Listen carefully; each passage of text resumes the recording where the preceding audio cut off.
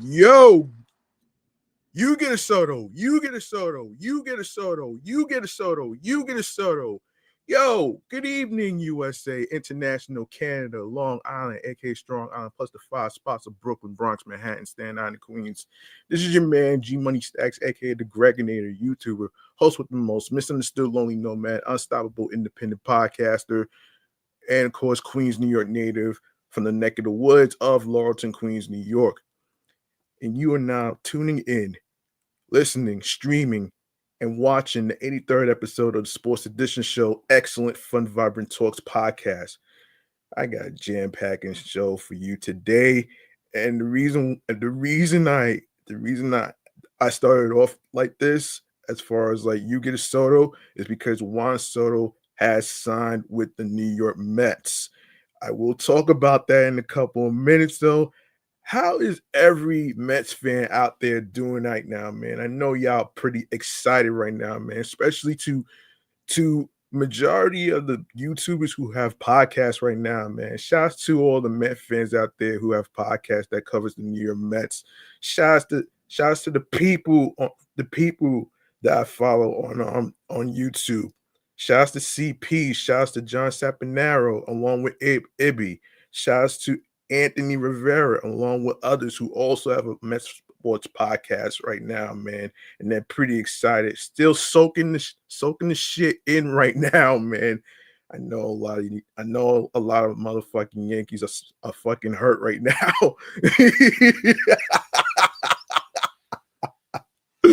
I know they fucking hurt right now, man.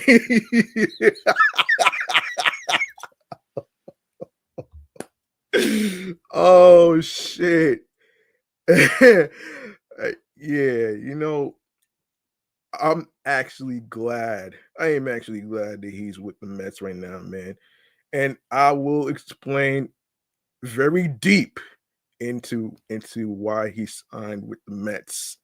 All right, in a couple of minutes. So, um, if you are new to the if you are new to this YouTube universe right now, we're live and direct from StreamYard alongside with YouTube. Make sure you go ahead and hit the subscribe button, leave a like and a comment along with the sports topic episodes that's being discussed, and alongside with sharing and adding the podcast to your playlist. You can listen to it while you're on the road. You can even listen to it while you're on your way to work, class, on your way home, and from other destinations that you may be coming from. So, you know what I mean? So, let me cut to the chase, man. Off. There's been some rumors. There's some rumors in the air. Some rumors that we gotta talk about, man, in regards to particular pictures that we got to get into before I even get into the Juan Soto thing. Even though the winter meetings already started, I like to get started with the rumors of certain pitchers coming to the New York Mets that I would like to debunk. Um, so I like to start off, and I hope you at home are basically doing all right, especially with the good news and all that great stuff right there, man. And I really truly am proud to be a Mets fan. So let's get into it right here with a little thing that I like to call rumor alerts in the air. Let's get into it right here. Let's go.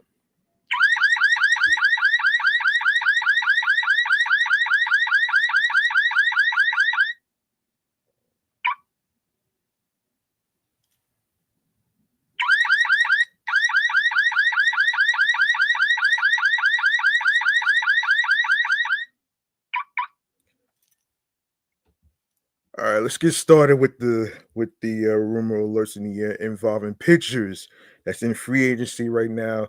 Rumored to be part of the New York Mets and who is not going to be part of it. So let's get into it right here, man. In this article, that I actually had to post. This is from the Bleacher Report. Let's get into it right here. So let's start there. All right, so the New York Mets are remaining very active in the pitching market in free agency. The franchise signed Clay Holmes to a 3-year, $38 million contract on Friday and will transition him to a starting role. This comes just a week after signing starter Frankie Montas. While that is already two big additions to the rotation, Ken Rosenthal and Will Salmon of The Athletic reported that the team has checked in on pitchers Jack Flaherty and Nick Pavetta and have shown interest in Nathan um, Eovaldi and Walker Bueller. That's a big if on Walker Bueller. That's a big if.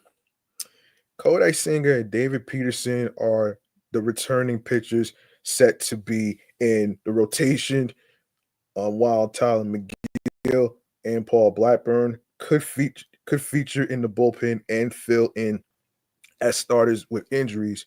Holmes and Montas take up two more spots, but adding another strong arm could really bolster the rotation. Flaherty went 13-7 with a 3.17 ERA in 2024, splitting the season between the Detroit Tigers and Los Angeles Dodgers.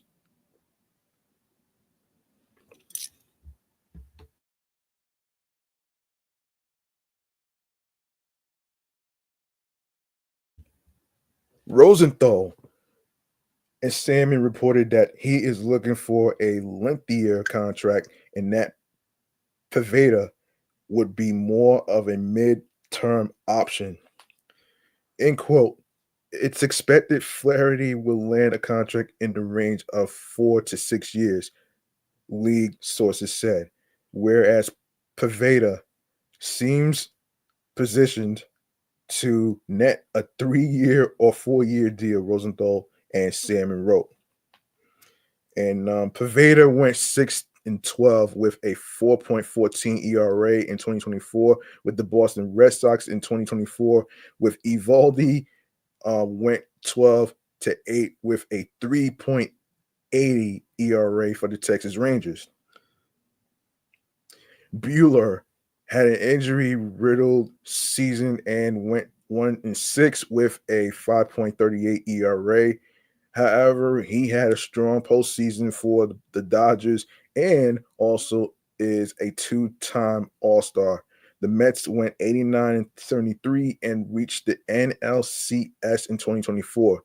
Luis Severino, Jose Quintana, and Sean Manaea were the team's top pitchers, but Severino signed with the Athletics, which I'll break down in a future episode, while Quintana and Manaea are currently free agents. So we'll see what happens with that one right here. Okay, other rumor alerts in the air. Other rumor alerts in the air that we gotta talk about here is let me see. We're gonna make sure that I don't let me see. Yeah, 6 pitchers, yeah.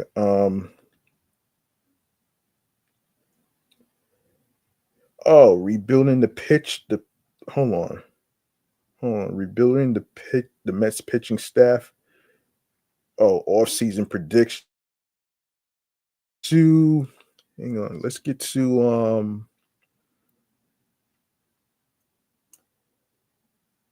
yeah, speaking of Clay Holmes. Man, let's get to that right there, man. Good thing I still got this.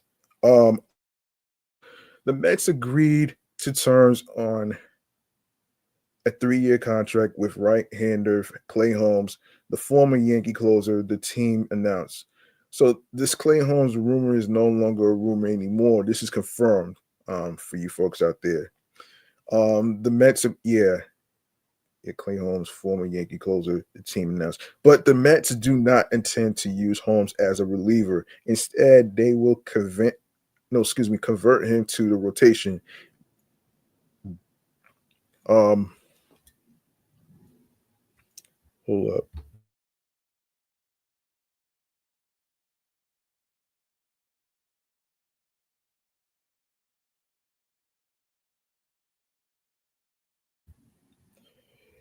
Banking on his ability to use a three-pitch mix multiple times through a batting order.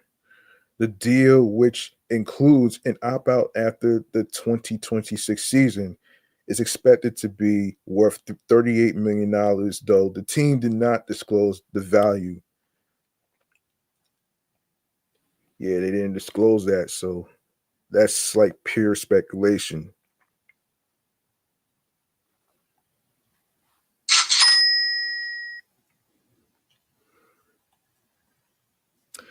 Um,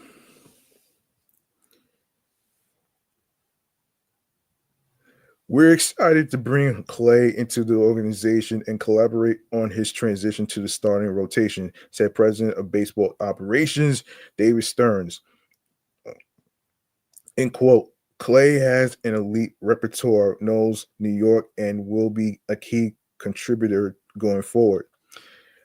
When it comes when it becomes official, the signing will become the latest example of a reliever stretching out as a starter. Former Mets reliever Seth Lugo sparked the trend in 2023 when he signed with the Padres and produced a 3.57 ERA in 26 starts. A year later, with the Royals, Lugo finished second in American League Cy Young voting. His replacement in the San Diego rotation, Michael King, subsequently went from a standout Yankees reliever to an excellent Padre starter, garnering Cy Young votes as well. Unlike those two, Holmes doesn't boost 4+ pitches, but he does throw three with regularity, including a bread and butter high velocity sinker that he used to lead the majors with a 64.6% ground ball rate last season. He complements that pitch with two distinct breaking ball and sweeper, which he leaned on to strike out 68 batters in 63 innings. That's not to say everything went well in 2024 for Holmes, who blew 13 saves during the regular season and lost the full-time closer's job. But Holmes, who will celebrate his 32nd birthday on opening day, March 27th, did save a career high 30 games and made the AL All-Star team, finishing with a 3.14 ERA in 67 appearances. Over the past 4 seasons, he's produced a 3.05 mark over 259 two-third innings. How that skill might, excuse me, how that skill set might work in a big league rotation remains to be seen. A ninth round draft pick of the Pirates in 2011.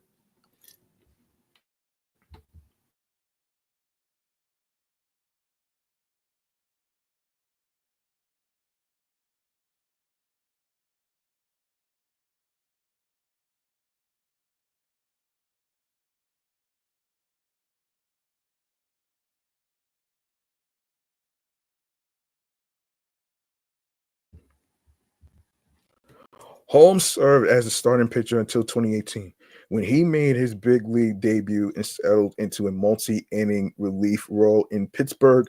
He became a full time reliever after that.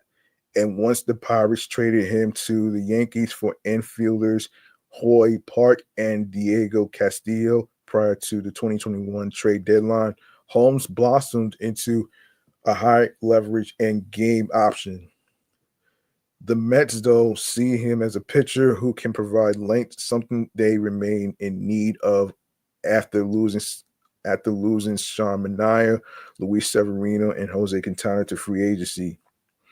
Severino inked a 3-year, $67 million deal with the Sacramento A's, and the other two could also end up elsewhere. So far, the Mets have replaced them with Frankie Montas on a 2-year, $34 million contract on a 3-year, $38 million pack, which is confirmed. Okay.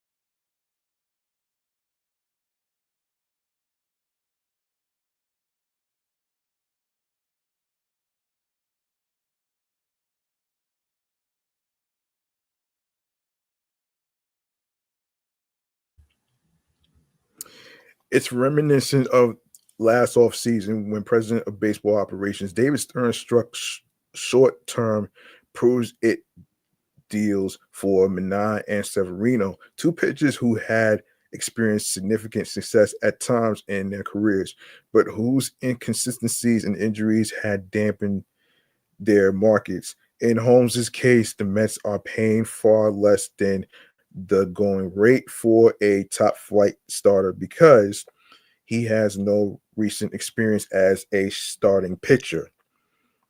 Um, Mets officials are confident in their ability to turn such question marks into exclamation points, like they did with Minai and Severino, as pitching coach Jeremy Hefner and his team garner more and more of a reputation for helping pitchers using a state of the art pitching lab in Port St. Lucie, Florida, to build repertoires and sharpen pitch shapes.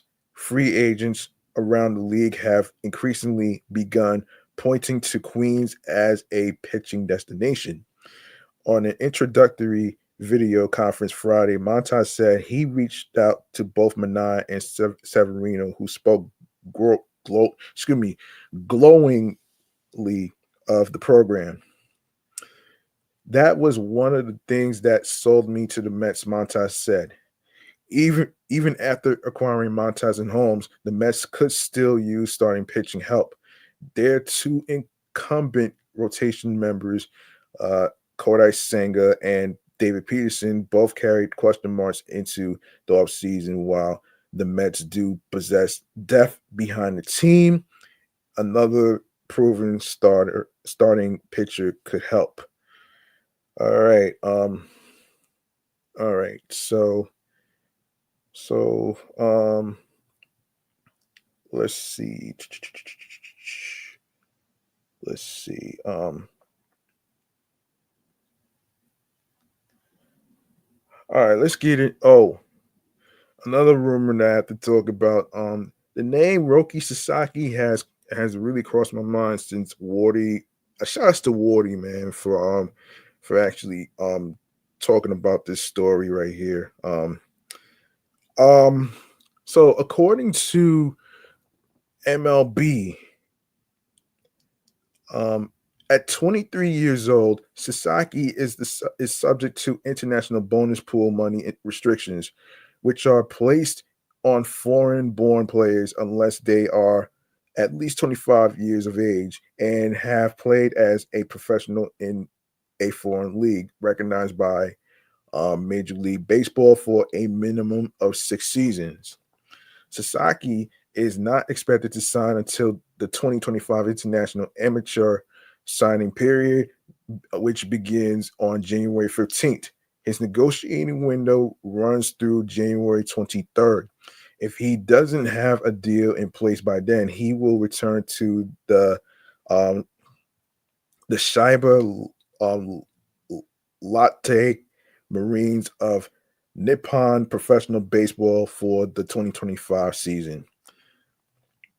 So, December the 10th, which is today, Sasaki setting up plans to meet with suitors. Sasaki's agent, Joel Wolf, met with reporters at the winter meetings in Dallas on Tuesday, outlining the process for Sasaki's forthcoming decision and details about what might be looking for in a potential suitor. Okay. Sasaki and Wolf are set to map out a schedule to begin meeting with teams hopefully next week, Wolf said. The list of teams could be extensive. The Dodgers and Padres have long been linked to the right-hander. At the winter meetings, Mets president of baseball operations, David Stearns, told reporters that they are going to give it their best shot to sign Sasaki. Dave Dombrowski, the Phillies president of baseball operations, also said he'd loved having Sasaki and Andrew Painter for years to come. Yeah, I don't know about that one right there, man. And I don't know about that one right there. And on December 9th, Padres plan a full court press to recruit Sasaki. Well, I don't know if that's going to happen. I highly doubt that. After being posted by the Shiba Latte Marines of Nippon Professional Baseball, Sasaki can begin negotiating with MLB teams, which already happened on Tuesday. The San Diego Padres are expected to be in the mix to sign Sasaki, and manager Mike Schilt didn't mince words on Monday when asked about the team's chances of landing the 23-year-old pitcher. We should be very legitimate contenders for Sasaki, Schilt said in an interview on MLB Network Radio on Sirius XM. We fully expect to be right in the mix and actually at the end of the day have Sasaki a Padre. That's a rumor right there. That's not confirmed. Sasaki is reportedly close with Padres starter Yu Darvish, one of two Japanese players on the club, along with reliever Yuki Matsui. Schilt cited the Padres' strong connection to the Asian market as a reason why he thinks the Padres are well positioned in the Sasaki sweepstakes, which is yeah. General Manager AJ Prella has done a tremendous job. The organization has done a tremendous job of making sure that we're very relevant internationally. Our roster speaks to it. We've got obviously Darvish, and we've got Yuki from Japan. We had Ha Seong Kim from Korea. We're a multicultural club that is open to that. Heck, AJ speaks Japanese. They worked to learn Japanese to work to recruit Shohei Ohtani years ago. I know they got really close there. We got pitcher Hideo Nomo in the organization that clearly is well respected, rightfully, in Japan. So we've got a lot of inroads to get to Sasaki and make that happen. I know we're going to put the full court press to make it happen, and we're very optimistic. Yeah. So the Padres will likely fierce competition for Sasaki's services in the rival Dodgers, another team with strong ties to Japan. The Dodgers have employed many Japanese stars over the years, from Nomo to Hiroki Kuroda in the past of Otani and Yoshinobu Yamamoto in the present. Dodgers manager Dave Roberts was also born in Japan. Yeah, he's not even Japanese. Get out of here. Oh shit. December December 4th. Okay, Padres and Dodgers. Dodgers or Padres. Those are reportedly the top suitors for Sasaki. However, it seems like there's a buzz building towards San Diego and ending up with the Japanese right-hander. That's also a rumor too, folks. That's also a rumor too, man. You don't want to believe everything that you read. You know what I'm saying? Um, and like I always say, man, if you don't hear from the person's mouth or whatever whatsoever, then that counts as a rumor. Um, so there you go. Um, yeah, so during his Wednesday chat on Bleacher Report, MLB Network insider John Heyman, um, another credible, um, another credible person, reiterated what he has reported in recent days. The Padres have a real shot at signing Sasaki. Furthermore, baseball reporter Francis Romero wrote Wednesday on social media that several industry sources believe the Padres are in a strong position to land the 23-year-old ace. Well, I did see. Hold on a second. Hold on a second. And hold on one second, folks.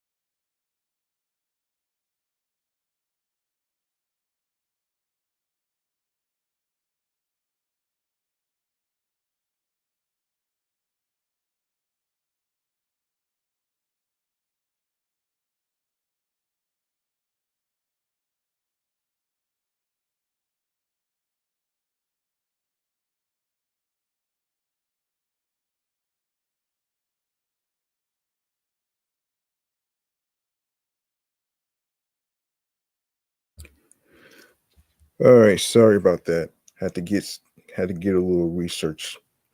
So let me see. Yes, so according to Sports Illustrated, 23-year-old Japanese pitching phenom Roki Sasaki was officially posted on December 10th, which is today, which means MLB teams now have a 45-day window to sign him. And the New York Mets are already interested.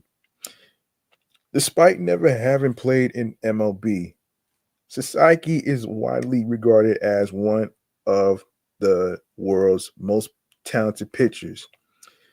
Yes, that is true. That is so true, actually, man. And before I continue with the Roki Sasaki story, now that the rumors is out the way, I'd like to actually get into the quick side bleacher bar, man. But first, the rumors that I just talked about has been debunked. Like I said before, if you don't hear from Heyman, if you don't hear from Mike Puma, if you don't hear from Jeff Passan or any other sports reporters that you trust whatsoever with credible intel, then those rumors are debunked.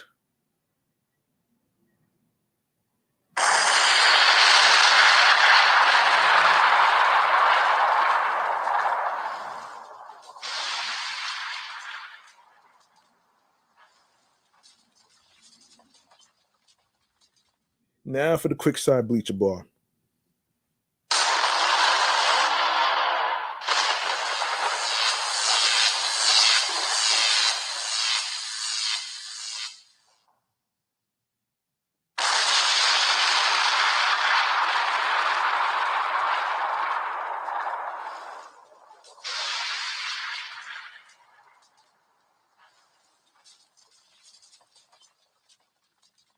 Okay, let's continue with the Roki Sasaki story, shall we? Um, okay. So where was I? Yeah, so despite never having yeah, I re, yeah, Yeah, despite never having played in the MLB, Sasaki is widely regarded as one of the world's most talented pitchers. Through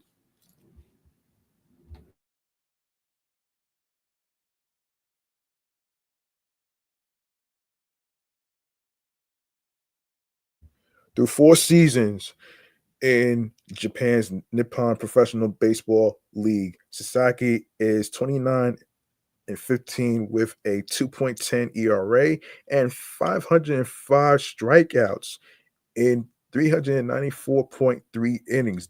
Damn, that's it. Wow.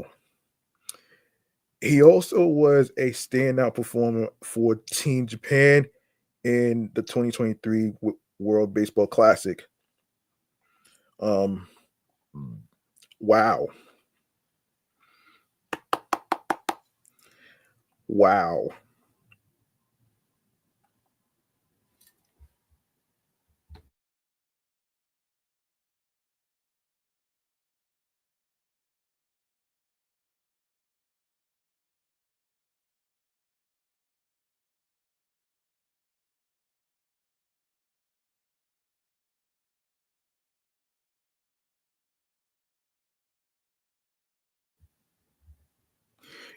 ESPN insider Jeff Passan wrote in a December 7th article that, in quote, among the other teams expected to be significant players in the Sasaki sweepstakes, the San Diego Padres, Chicago Cubs, Texas Rangers, New York Mets, and San Francisco Giants. The Athletics' Jim Bolden echoed Passan's sentiment about the Mets being major players during the December 9th appearance on CBS Sports, where he said, in quote, I know that the uh, Wasserman group who are representing him are very high on Mets pitching coach Jeremy Hefner, and that does have some influence here. So, and of course, SNY Mets have said on X, formerly Twitter, Roki Sasaki's agency is very high on Jeremy Hefner's ability to develop pitching, per Jim Bowden, GM. Sasaki is said to be valuing the endorsement opportunities, winning and pitching development as he decides which team to play for, per Bowden.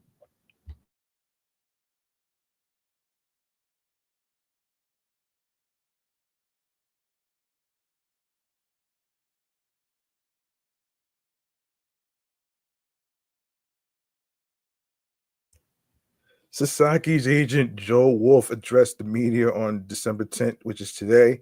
At one point, he said Roki has had a tough go of it the last couple of years. The media in Japan has been very tough on him. His dream is to come to America to the major leagues. Wolf continued per SNY. Um, Given how notoriously critical New York media can be at times, this take raised eyebrows on where Sasaki might want to play. Then Wolf made an interesting declaration about what sort of market it might make sense for Sasaki to start his MLB journey. Yeah, absolutely. Wolf said when asked whether Sasaki would consider small market teams, per SNY. I think that there's an argument to be made that a smaller mid market team might be more beneficial for him as a soft landing. Might be. I'm not saying it will be, Wolf continued, but it might be beneficial for him to be in a smaller market. This sentiment doesn't bode well for the Mets. However, Wolf seemed to quickly backtrack his words when adding, Sasaki did, Sasaki hasn't said anything negative about any particular city, and he actually hasn't said anything overly positive about it. We haven't had any detailed discussions about any particular cities yet. When asked if he thinks Sasaki can handle playing in New York, I think he can handle New York just based off of what I've seen. Wolf's added. Um, It sounds like there's still much to be discussed when it comes to where Sasaki will land. But for now, the Mets should still feel confident that they are among the top contenders to sign the superstar. That remains to be seen, man. So that would be to be determined. So the winter meetings just got started. So we gotta let it play. We have to let this shit play out, though. You know what I'm saying?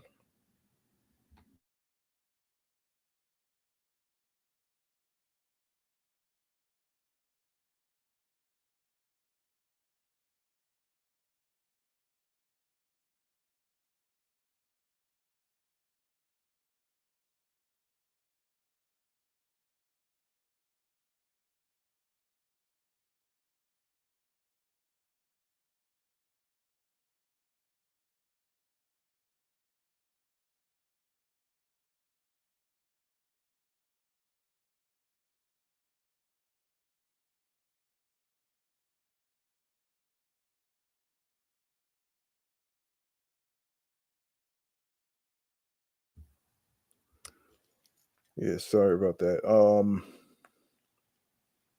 Let me see. Um, who else are they?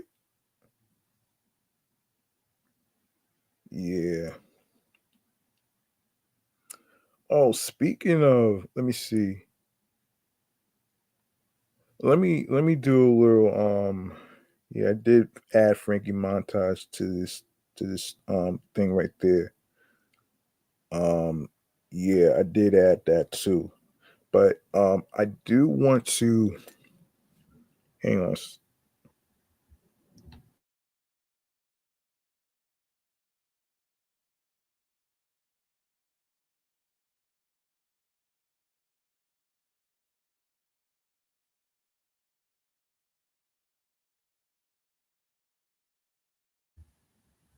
All right. Before I get into Frankie Montas and other sports topics and signings and stuff that the Mets added, as far as adding another bat and stuff, I want to get to some recaps of 2024.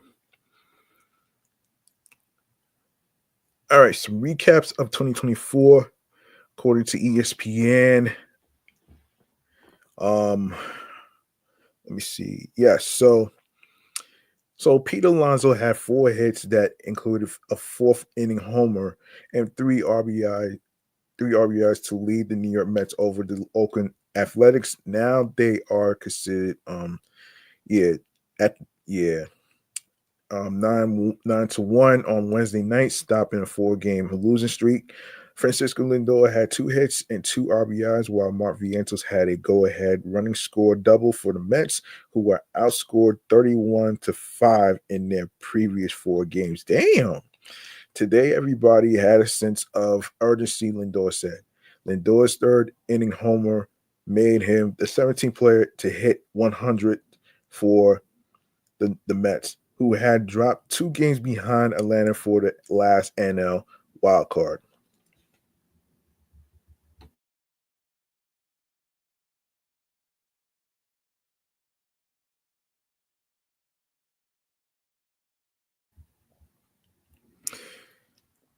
It's cool for sure. It's great, Lindor said of his milestone homer. It's better because we won today.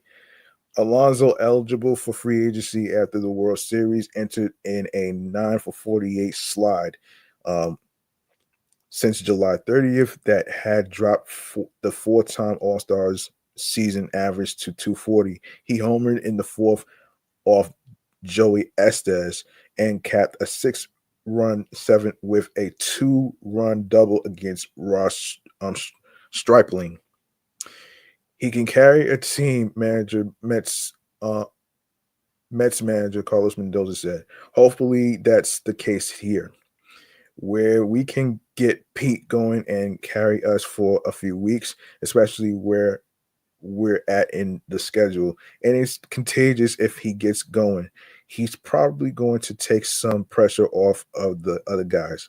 The 4-hit game was the 7th of Alonso's career. He had his lone 5-hit game on August 15, 2019, when he was 5 for 6 in a 10-8 win over the Braves.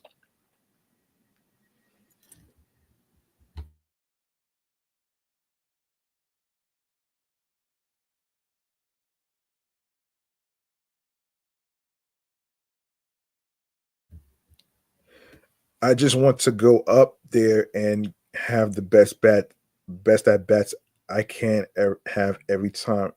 Have every single time, Alonso said.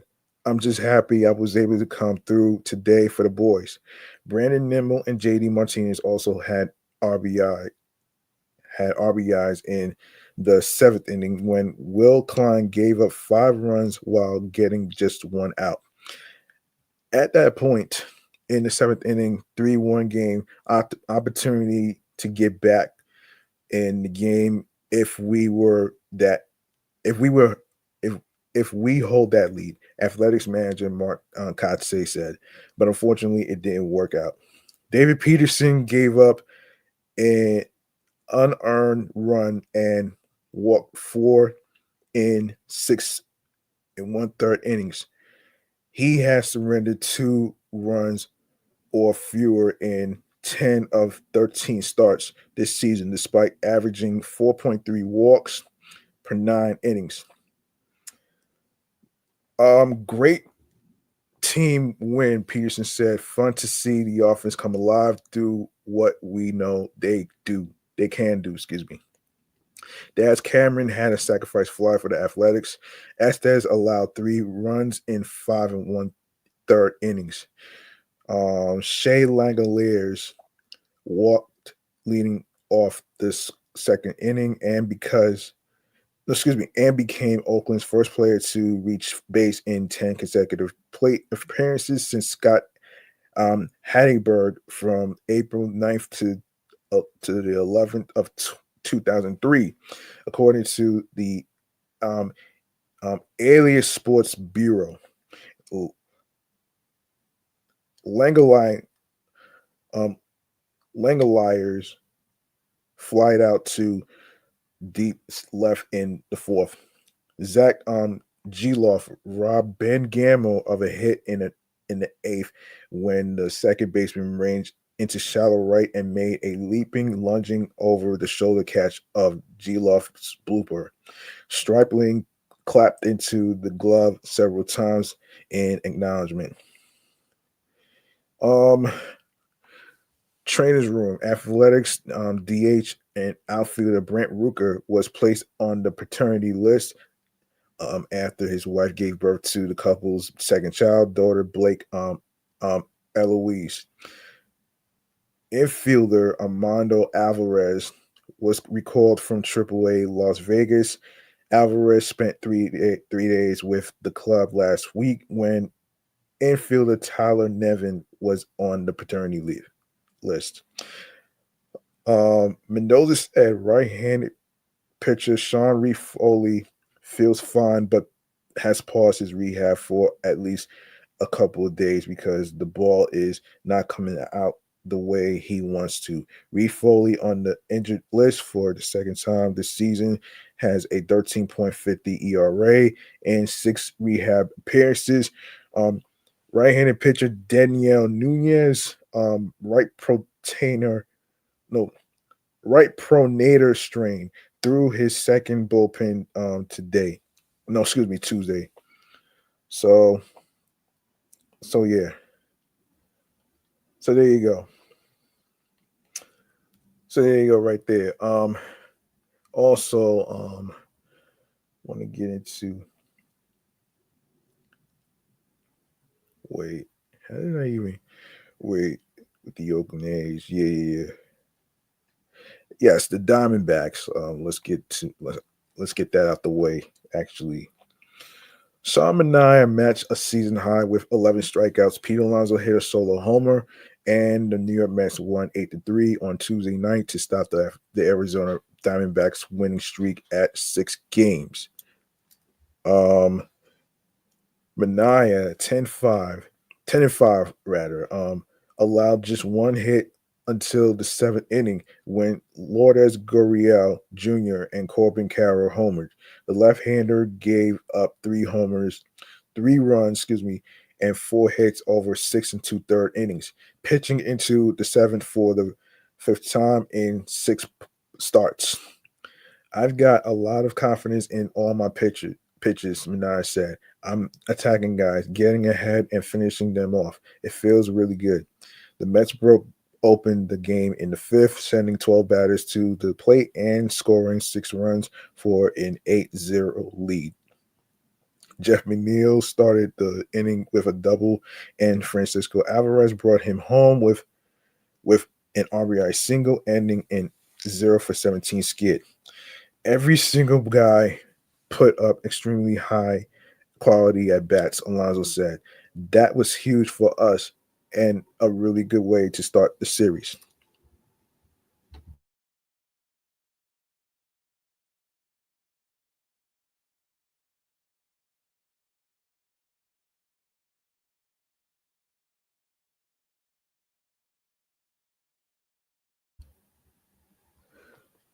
The Mets are 3 games behind the Atlanta Braves for the final NL wild card.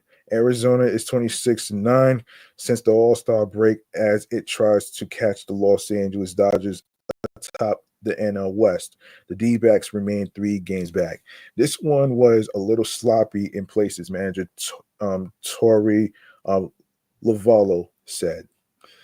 When you are playing against a team like the Mets who are chasing the same thing we are, they are going to take advantage.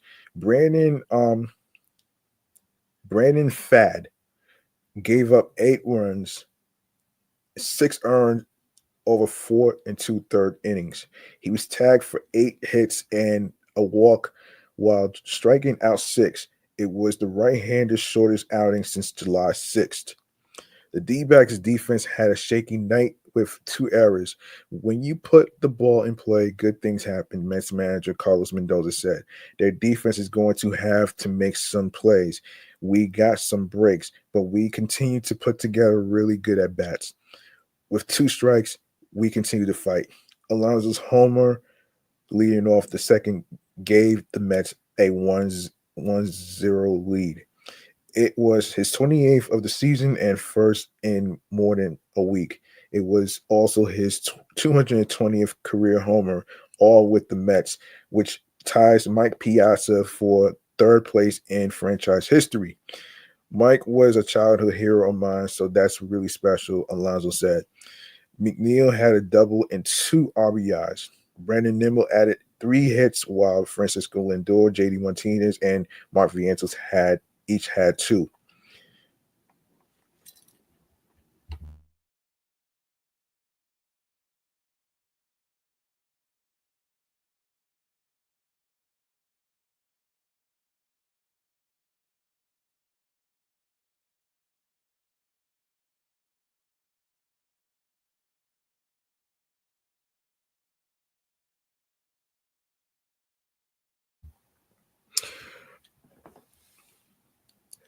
Carroll's homer, a 2-run shot to right center, was his 15th of the season, including his ninth since the All-Star break. Josh Bell added 2 hits. Arizona's Jordan Montgomery made his first regular season relief appearance since 2019, throwing 4 and 1/3 scoreless innings. The lefty is in the midst of a rough season and lost his spot in the starting rotation. Very proud of him for making the adjustment and figuring it out. Laval, Lavallo said, excuse me. All right, so that takes care of that too. Now I want to go into all right, rebuilding the pitching staff. Oh, wait. Do I have something like that? All season predictions. Hold on a sec. Um, all season predictions. Um, season predictions. Um, okay, hold up. Let me look this up real quick. All right, off season predictions.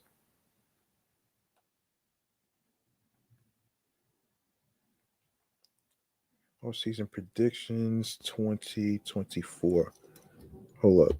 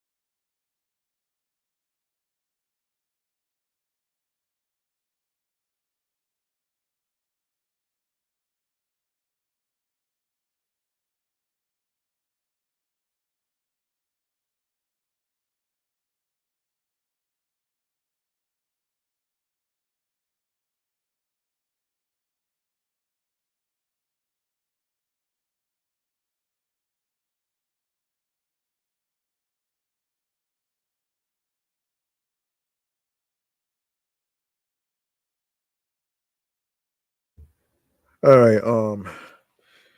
Yeah, let's talk about the Mets pitching staff rebuild. And of course, according to MLB, at this moment, the Mets employ only two pitchers who are clear and obvious members of their 2025 rotation: Corey Singer and David Peterson. Nearly two-thirds of the innings from this year's pitching staff, more than 800 in all, were contributed by players who are currently either free agents in other organizations or set to miss next season due to injury. The Mets, in other words, need to find some pitching, a lot of pitching. I think multiple is kind of what I'm going for. A vice president of baseball operations, David Stearns.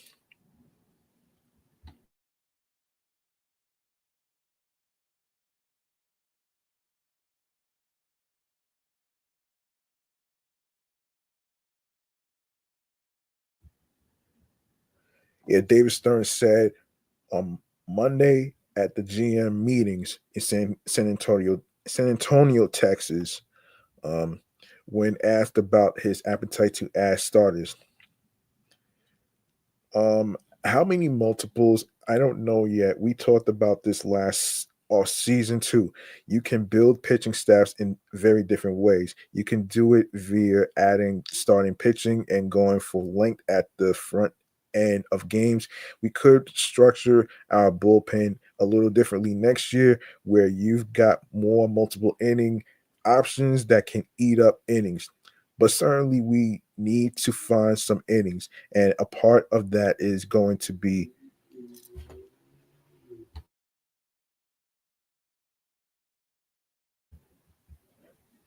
and a part of that,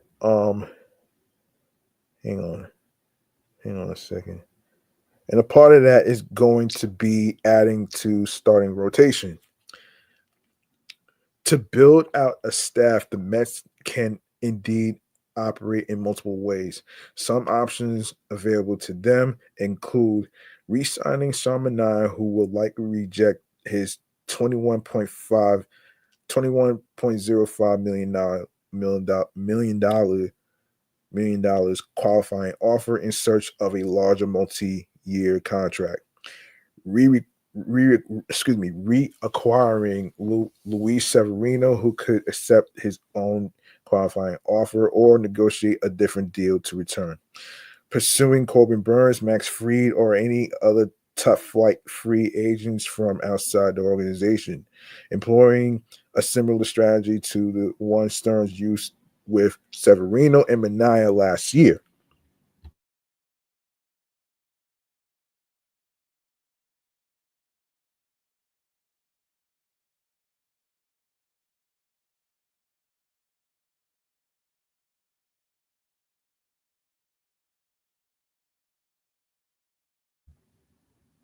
Finding reclamation projects or older players for short-term deals, dipping into the trade market, which was a commonplace for Stearns to seek pitching at his former job in Milwaukee, spending on high-quality relievers to shorten games and neutralize a lesser rotation. The Mets won't go down all those avenues, but they will certainly explore some of them. Their next move could be depend yeah. The next move could depend upon Severino's QO decision, which must come down, which took place by November 19th already. I think Severino already made his decision not to come back to the Mets. I actually read that.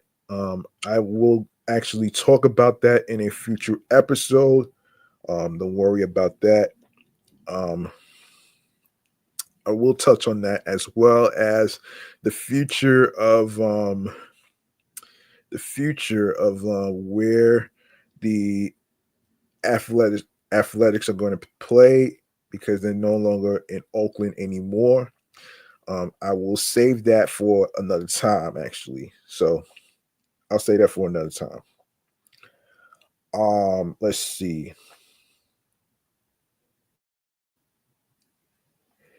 Yeah.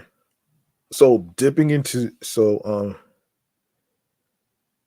dipping into the trade market, which was a commonplace for Stearns to seek pitching at his former job in Milwaukee. I read that part already. Um, yeah. In addition to Burns and Freed, available arms include Blake Snell, who is already with the Dodgers already, unfortunately, so he's off the table. Jack Flaherty, Nathan Eovaldi, um, UC Kikuchi is already on the team already. Shane Bieber and another of the Mets on free agents, Jose Quintana. I think there are some good options there. Stern said we're at the very front end of the whole thing, and sometimes free agent markets move quickly, and sometimes they take a long time to sort out. We're bringing all of those conversations. I look forward to having those conversations. Um, let's see.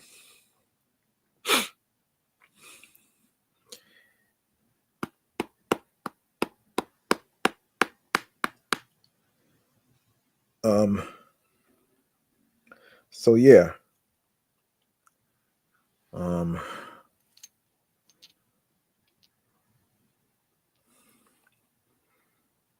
hang on.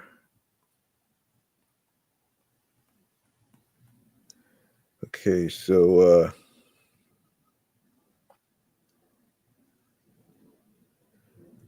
so let's get into let's get into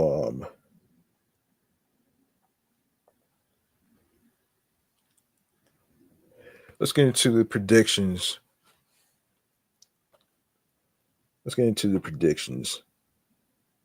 So, um, so so the Bleacher Report. Okay, so welcome to the Bleachers Report's 2024 to 25 MLB free agent rankings, a list that breaks down the top 25 available players and projects, both a destination and contract for each individual. Here are a few things to keep in mind with this countdown. So, number one, the most important thing here is the contract projections, because those should be relatively similar regardless of what team each free agent signs with. Number two, while the team projections aren't just a shot in the dark, there is kind of a domino effect. If Blake Snell signs with one team, that likely means Corbin Burns and Max Fried will end up elsewhere.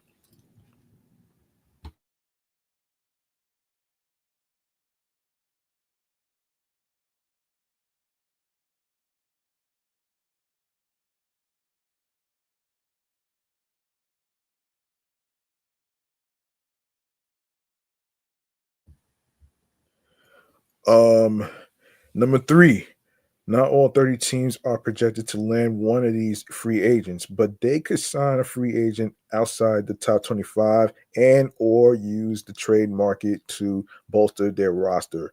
With all that acknowledged, here are the Bleacher Report top 25 agents with contract and landing spot projections.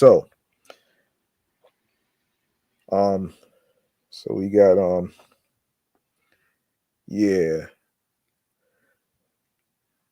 So we just talked about Roki Sasaki. So Roki Sasaki will be posted by the Chiber Latte Marines, immediately making the 23-year-old one of the top overall free agents available in this cycle.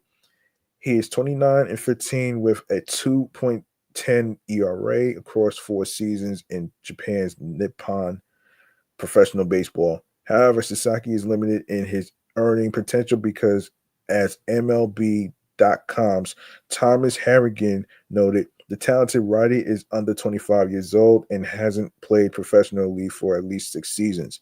That means he's subject to international bonus pool money restrictions.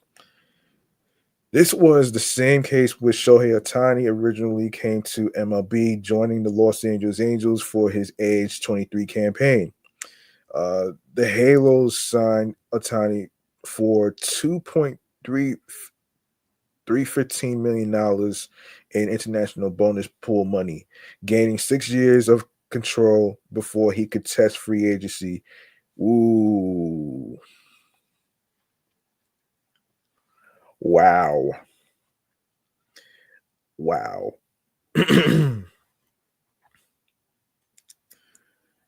Wow.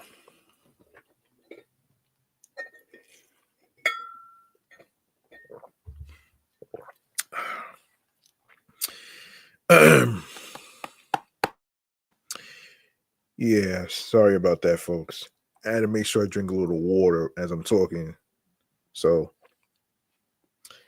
yeah.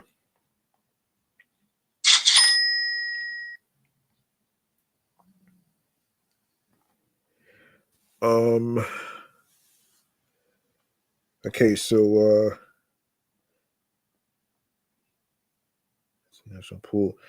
international pool money. That's free agency. They also paid a $20 million posting fee to the Hokkaido Nippon Ham Fighters, the Japanese team that posted Atani. So for Sasaki, this will come down to where he feels most comfortable pitching at more than anything else. Some teams have more international bonus pool money than others, but the overall difference won't be huge. No one can come in and offer him a 10-year deal that makes him baseball's highest paid pitcher. There's not really a contract to project for the 23-year-old, but given the foothold the Dodgers now have in the Japanese market by employing both Atani and Yoshinobu Yamamoto, they are going to be considered the favorite for all players posted from Japan for the foreseeable future. Starting with Carlos Estevez. Hold up a second. Number 25, Carlos Estevez. So, 2024 stats, 54 G, 2.45 ERA, 3.24 FIP, 26.431 SV, 1.2 WAR. He's 32. No, he's 31 right now. He's about to be 32 next year. Contract predictions: 2 years, $23 million. Team prediction: Chicago Cubs. Carlos Estevez was an all-star in 2023, but he put together his best overall season in 2024, a campaign split between the Angels and Phillies. Across 54 games this past year, the 31-year-old posted a 2.45 ERA, a 1.996 and 1.96 walks out of 9, a drastic improvement from his 3.46 career mark in that category. Still, there were some warning signs with Estevez down the stretch with the Phillies. He gave up at least one hit in 5 out of his last 6 appearances. In 3 of those games, he allowed multiple hits. It often feels like he's overly reliant on you just not being able to catch up to his fastball, which sits around 97 miles per hour. The problem is on the biggest stages.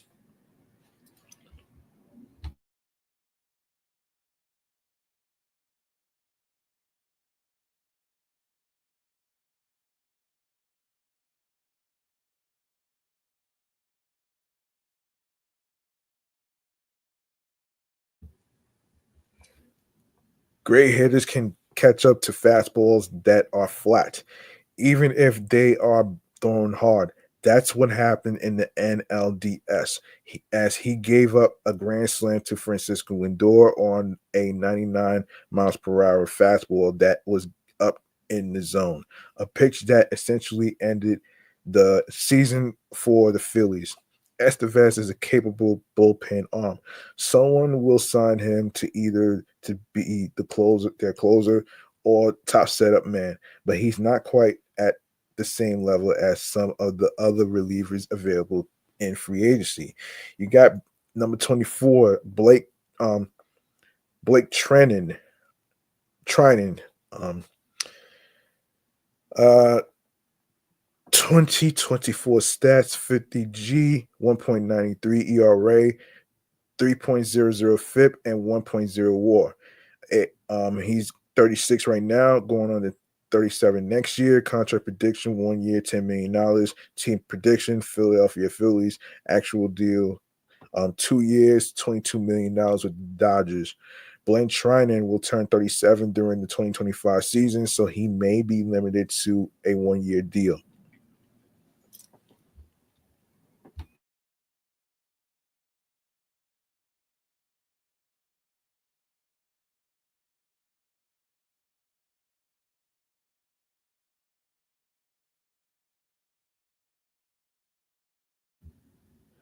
However, he posted a 2.19 ERA across 9 appearances during the World Series run for the Dodgers that came after he finished with a minuscule, no, minuscule 1.93, 1.93, excuse me, ERA across 50 regular season appearances, making his return after missing a bulk of the 2 prior seasons recovering from Tommy John surgery. His 2024 campaign felt like the return of one of the nastiest relievers in the sport. Um, he doesn't throw as hard as he once did, but his 4-pitch mix sweeper, 4-seam fastball, cutter, and sinker gives him more than enough deception to still be a top reliever. Whether it's as a closer or setup man, Trinan will be in demand this offseason from teams with World Series aspirations. Clay Holmes, who we just talked about, signed with the Mets already. Um, yeah, 67G, 3.14 ERA, 3.02 FIP, 30 for 43 SV, 1.2 WAR. He's 31 right now, and he'll be 35 in 2025. Contract prediction. No, he's not going to. I hate to burst your bubble. He's not going to the Baltimore Orioles. He signed with the Mets already. So the actual deal, 3 years, $38 million with the Mets. Clay Holmes was an all-star for the second time in 3 years this past campaign for the New York Yankees, posting a 2.77 ERA in 40 games during the first half of the season. However, the 31-year-old lost the closer job late in the 2024 season, posting a 3.75 ERA in 27 games following the All-Star break. To his credit, Holmes rebounded and was largely effective in the postseason, finishing with a 2.25 ERA across 13 playoff appearances. However, the control problems that plagued him down the stretch of the regular season are hard to put out of your mind and likely mean A, he won't be back with the Yankees, and B, he's not going to make as much money as it once appeared he would. Still, there will be plenty of contenders interested in Holmes, likely enough that he'll be able to get a multi-year deal if that's what he wants. He would be a nice addition to the Orioles as a setup man for closer Felix Bautista, who will return after missing the entire 2024 season, recovering from Tommy John surgery. Okay, that's not gonna happen, man. That's not gonna happen, folks. So he's already signed with the Mets already, so that's pretty good. Gleyber Torres, number 22. No, I don't think anybody's interested. I don't I don't think anybody's going to be interested. So, 2024 stats: 257, 330, 378, 15 homers, 63 RBIs, 65 walks, 709 OPS, and 1.7 WAR. Um, he's 27 now. He'll be 28 in 2025. Contract prediction: 1 year, $15 million. Team prediction: Seattle Mariners. Gleyber Torres is coming off of the worst offensive season of his career as he hit 257 with just a 709 OPS. Since homering 38 times in 2019 at the age of 22, he has never topped 25 home runs in a season. He hit just 15 across 587 at bats in 2024.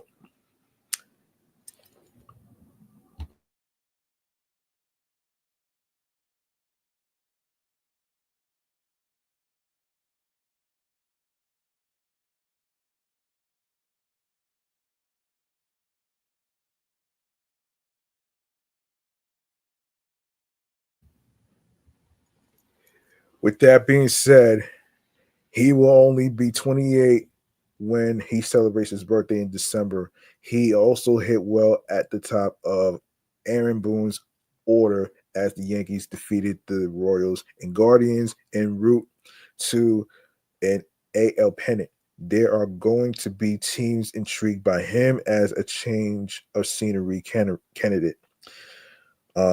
Whether it was early in his career at shortstop or more recently at second base, the two-time All-Star has never graded out well defensively, but a team with an opening at second base and perhaps some at bats available at DH will take a chance on him if they think his best years are still ahead of him offensively.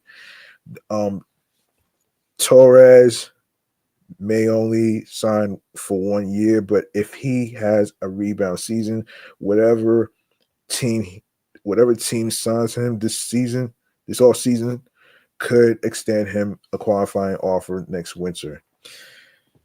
I know everybody's been trying to overhype Jock Peterson coming to the Mets. That's not gonna happen, actually. Um, so 2024 stats for Jock Peterson: 275, 393, 515, 23 homers, 64 RBIs, 55 walks, 908 OPS, 3.0 WAR. He's 32 right now. He's about to be 33 in 2025. Contract contract prediction: 2 years, $28 million. Team prediction: Kansas City Royals. Jock Peterson had arguably the best season of his career with the Diamondbacks in 2024, hitting 23 home runs, drawing 55 walks, and posting a 908 OPS across 447 plate appearances. He also led the NL in hit by pitches at 18. He didn't play at all in the outfield for the D-backs, and he may just be a DH at this stage of his career. With that said, he posted, excuse me, he posted a 923 OPS against right-handed pitching this past season. So teams looking to add left-handed thump will be happy to accommodate him. There's also a reality that he has a history of turning up on World Series winners, having won titles with the Dodgers and Braves previously.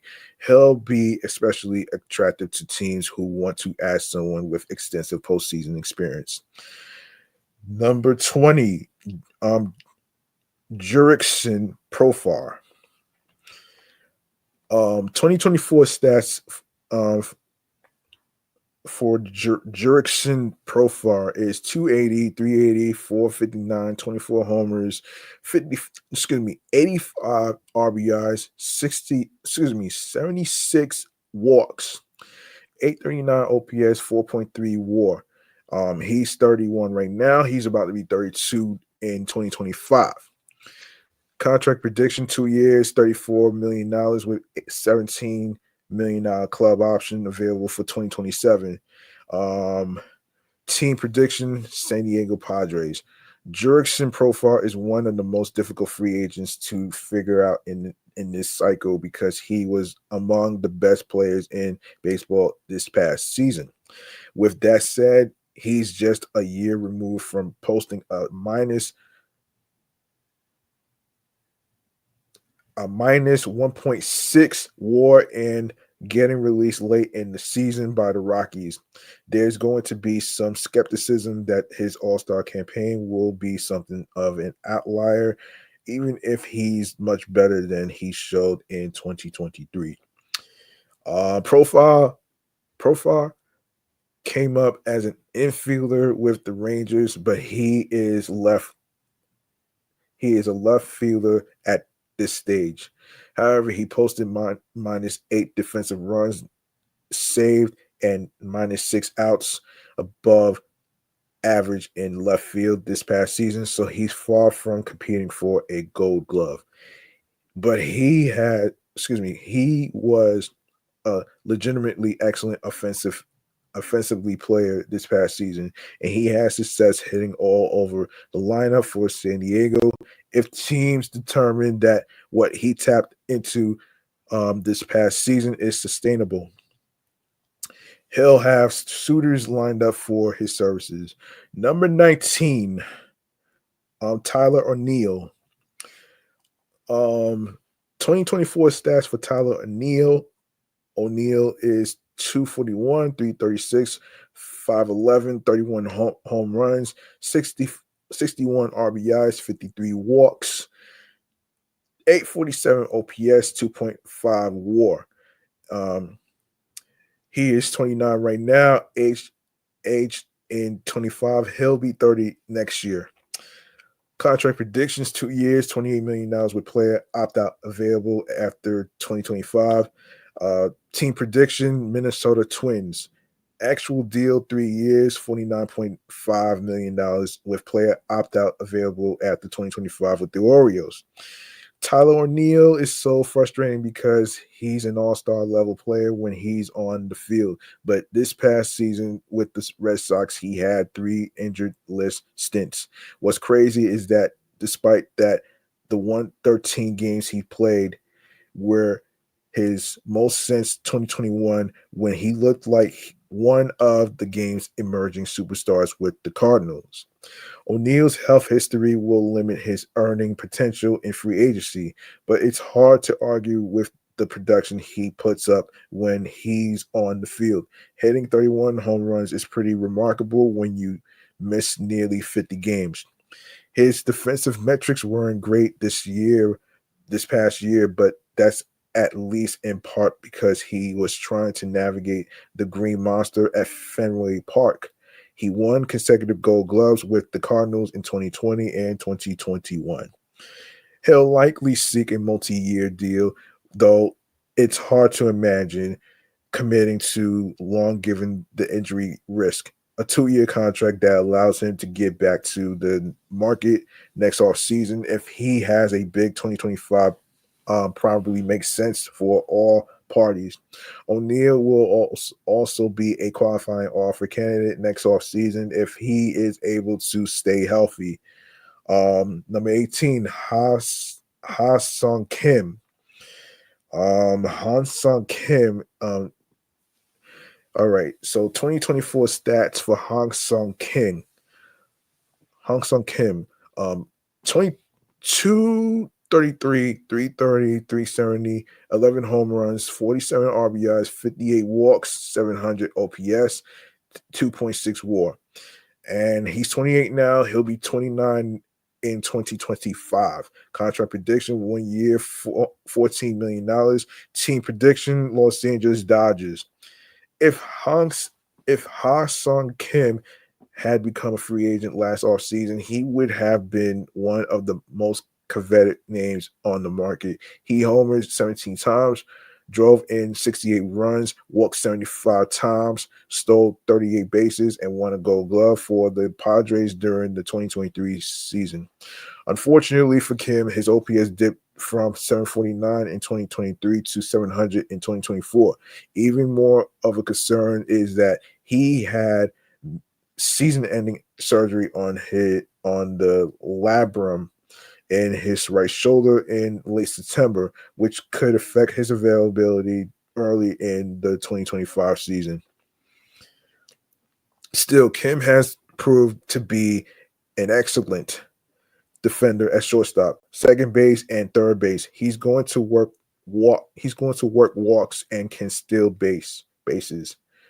Someone, probably a team that can afford to be patient in April, is going to get very lucky in signing him to a pillow contract. Pillow. Oh shit. Oh man, next winter it might be a slam dunk to give him a qualifying offer. As much as it would burn for fans in San Diego, the Dodgers love players with positional flexibility and have a need in their middle infield. Kim will be a perfect fit. If not the Dodgers, the Giants, another NL West rival of the Padres, have also been connected to Kim already. Number 17, Jeff Hoffman. And 2024 stats for him is 68 G, 2.17 ERA, 2.52 FIP, 10 for 13 SV. Well, wait, saves. Yeah, that's what SV is, saves. 2.0 WAR. And he's 31 right now. He'll be 32 next year in 2025. Contract prediction: 3 years, $39 million. Team team prediction: Philadelphia Phillies. With the addition of a wipeout slider, Hoffman, the number 9 pick, and the 2014 MLB draft, has gone from bust to one of the best relievers in baseball over the last 2 seasons. Since the start of the 2023 season, he has posted a 2.28 ERA across 122 games out of the bullpen for the Phillies. Fangraph says that the 3.6 WAR he has accumulated is fifth among all relievers. He did struggle mightily in the Phillies NLDS loss to the division rival Mets, but he was an all-star for the first time in 2024. He proved capable of pitching in the ninth inning, but he isn't necessarily someone who would have to be your closer if you signed him. Hoffman did repeatedly say he hopes to remain with the Phillies. All bets are off once you reach free agency, but you sense after the NLDS loss that he feels like he has unfair. The Phillies will be hard pressed to find a better replacement. The one wrench that could make the Phillies much less likely to bring Hoffman back is ESPN's Kylie McDaniel reported last week that there are some teams who believe the righty could pitch well out of the starting rotation. After the success Ronaldo Lopez had returning to starting pitching for the Braves after an extended run as a reliever. Such a transition can't be ruled out with Hoffman. And number 16, rumored to be a Met, Nathan Eovaldi. All right, 2024 stats 12 wins and 8 losses. 3.80 ERA, 3.83 FIP, 166 strikeouts, 2.7 WAR and 170.2 IP. He's 34 now, he'll be 35 in 2025. Contract prediction 2 years, $39 million. Team prediction the Washington Nationals. If you are a team looking to add a veteran with postseason experience who's still pitching at a high level, Nathan Eovaldi should be near the top of your list. He posted a 3.72 ERA across 54 starts for the Rangers over the past 2 seasons. His health history means he isn't someone you should count on to take the ball 33 times a year, particularly as he ages. But he's very effective when on the mound. Additionally, he is a 2-time World Series champion, having won titles with the Red Sox 2018 and the Rangers 2023. He's got a 3.05 ERA across 79.2 career postseason innings, having thrived both as a starter and reliever in October. The Nationals are a team with a ton of young talent that would benefit from the addition of Eovaldi's presence in the clubhouse, let alone Dave Martinez's starting position. Number 15, UC Kikuchi. 2024 stat 9 and 10, 4.05 5 WAR and 175.2 IP. He's 33 right now. He'll be 34 in 2025. Contract prediction 3 years, $51 million. Team prediction Los Angeles Angels. Actual deal 3 years, $63 million with the Angels.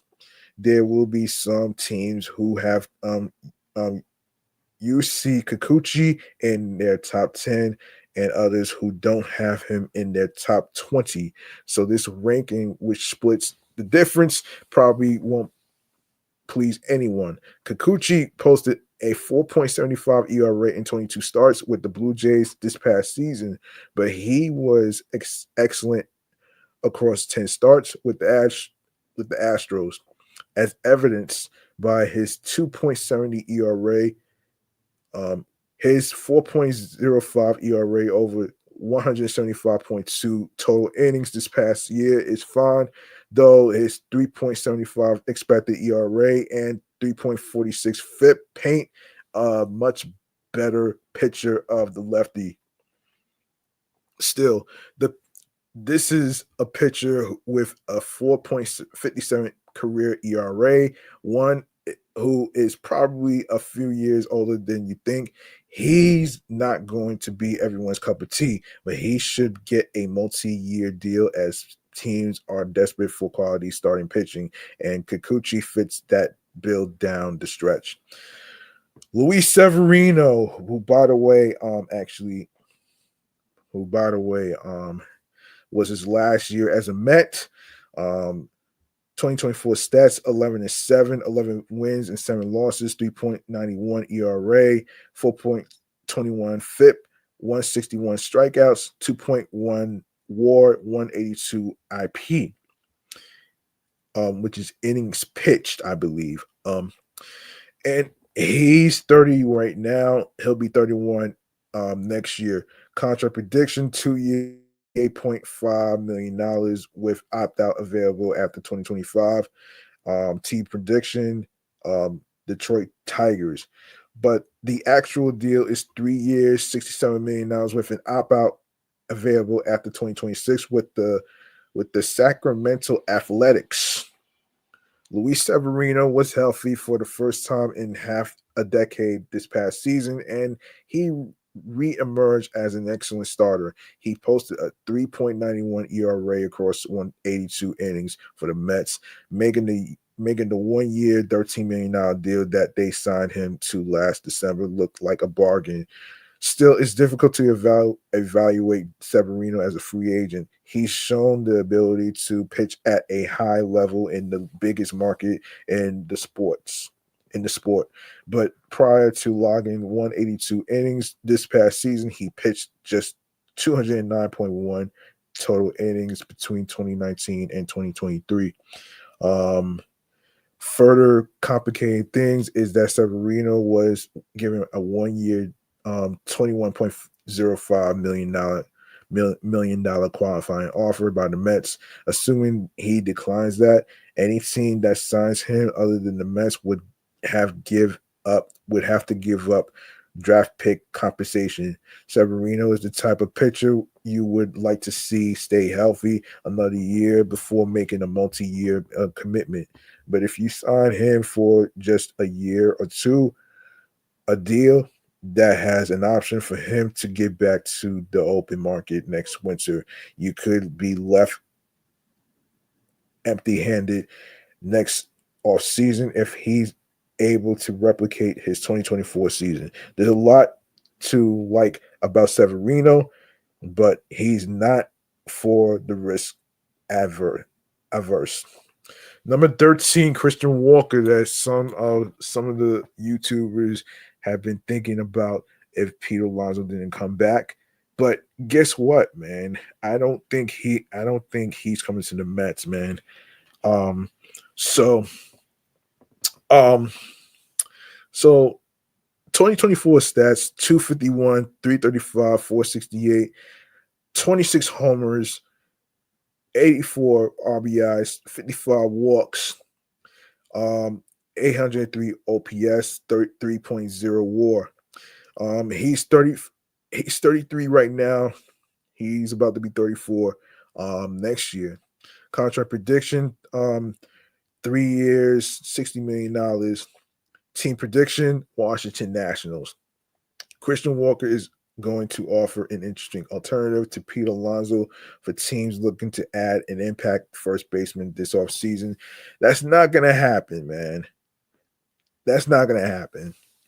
I don't believe that shit, though. An oblique injury cost Walker a little more than a month this past season, but he still homered 26 times, drove in 84 runs, and posted an 803 OPS. He also won his third consecutive Gold Glove at the position, posting 7 defensive runs, saved the 13 outs above average in more than 1,100 frames at first base for the Diamondbacks. Walker will turn 34 next March, which is going to limit the amount of years he gets on the open market. A first base needy team like the Astros might be particularly hesitant to give a mid-30s Walker a lucrative contract given the disaster that the Jose Abreu deal, which still has $19.5 million remaining in 2025, turned out to be. But Walker has been one of the best overall first basemen in baseball over the last 3 seasons. For a team looking to add thump strong defense, and a veteran clubhouse presence, he makes quite a bit of sense. Not really, not for the Mets, unfortunately. Number 12, Tanner Scott, that everyone's been craving about. So 2024 stats, 72 Gs, 2.73 ERAs, 2.33 FIP, 22 for 24 saves, 1.6 WAR. He is 29 right now. He'll be 30 in 2025. Contract prediction, 3 years, $48 million. Team prediction is the Boston Red Sox. Tanner Scott might not have as deep of a pitch arsenal as some of the older relievers on this list, but it's hard to argue with the results that he's had over the past 2 seasons with the fastball slider combination. In 146 games over the past 2 seasons, he has posted a 2.04 ERA and 2.53 FIP. According to Fangraphs, his 4.5 WAR is the top mark among relief pitchers since the start of the 2023 season, topping the likes of Emmanuel Clase, Emmanuel Claus, and Ryan Helsley. One of the biggest keys in his 2023 breakout was trimming his walks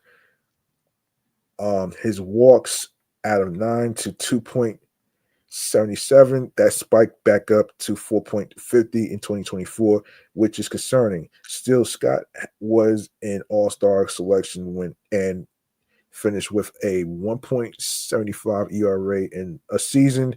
He split between the Marlins and Padres. Scott has experience as a setup man or closer. He's likely to command a large enough contract in free agency that serious suitors will view him as their best reliever, but that doesn't necessarily mean he'll be pitching in the 9th inning in today's game.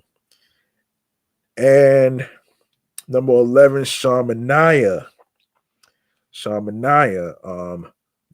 Now a free agent. So 2024 stats, 12 wins and 6 losses, 3.47 ERA, 3.83 FIP, 184 strikeouts, 2.8 WAR, 181.2 IP. He's 32 right now. He'll be 33 in 2025.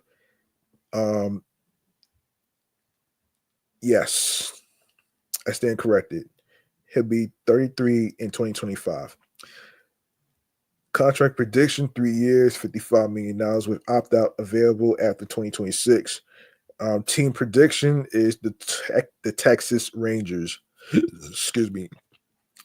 Like Severino, the Mets gave Sean Manaea a 1-year, $21.05 million qualifying offer after he revitalized his career in Flushing this past season.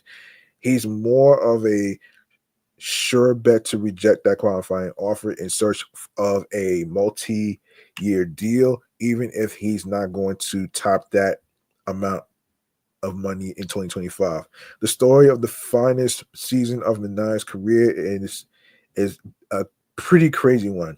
He's lowered his release point after studying like NL Cy Young Award winner Chris Sale pitch against the Mets in late July. And with some other tweaks, put together a tremendous campaign after posting a 4.73 ERA between 2022 to 2023. A variety of teams, including the incumbent Mets, will be interested in Manaea. He should be able to land a 3-year deal that allows him to get back to the open market after 2026 if he's outperforming the pack at that point. Number 10, Jack Flaherty. So according to his 2024 stats, 13 wins, 7 losses, 3.17 ERA, 3.48 FIP, 194 strikeouts, 3.2 WAR, and 162 IP. He's 28 now. He'll be 29 in 2025. Contract prediction is 3 years, $60 million with opt-out available after 2026. And team prediction will be the Atlanta Braves. Jack Flaherty looked poised to be one of the decade's top starting pitchers when in 2019 at the age of 23. He finished fourth in NL Cy Young Award voting after posting a 0.91 ERA and 15-second half starts for the Cardinals. But he struggled with health and effectiveness between 2020 and 2023, posting a 4.42 ERA and logging 299 innings across parts of 4 seasons. Still, the Tigers took a risk by signing him to a 1-year, $14 million deal last offseason, despite him having posted a 6.75 ERA after being traded mid-season to the Orioles in 2023 and were rewarded. In a season, he would ultimately split between the Tigers and Dodgers.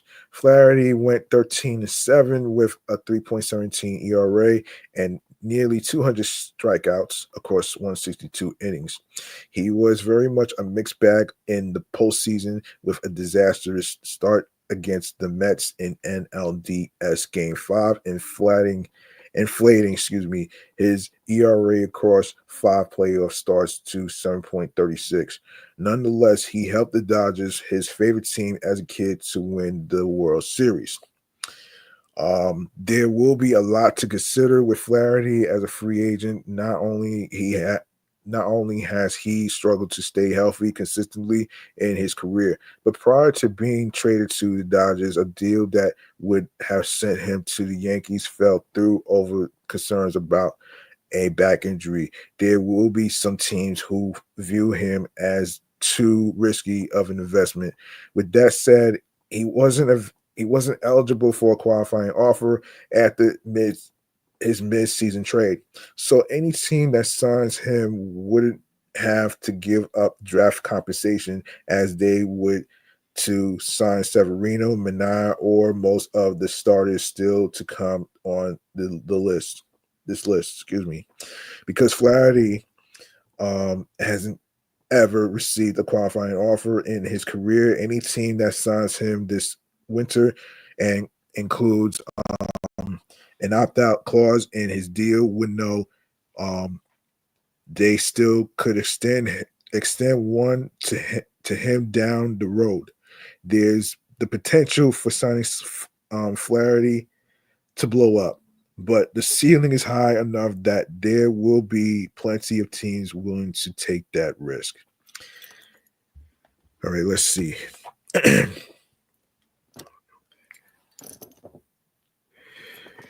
All right. Number 9, Teoscar Hernandez. 2024 stat 272, 339, 501, 33 homers, 99 RBIs, 53 walks, 840 OPS, 3.5 WAR. He is 31 now. He'll be 32 in 2025. 3 years, $54 million. Team prediction: Los Angeles Dodgers, which, by the way, won the series actually.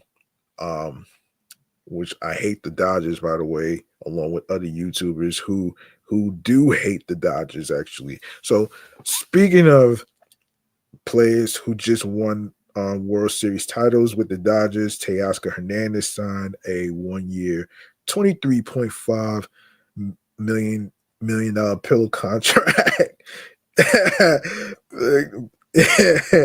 A pillow contract. Oh shit! To join Los Angeles after a relatively underwhelming contract year with the Seattle Mariners. It turned out to be a great arrangement for all parties. In his second consecutive contract year, he benefited greatly from hitting in a star-studded lineup homering 33 times, driving in 99 runs, and posting an 840 OPS. There's also a joy that he plays the game with that's contagious and makes him particularly vulnerable to teams with World Series caliber rosters. The Dodgers did extend a 1-year, $21.05 million qualifying offer to Hernandez, but he'll surely decline that in search of a multi-year contract as he enters his age 32 season. Um, um,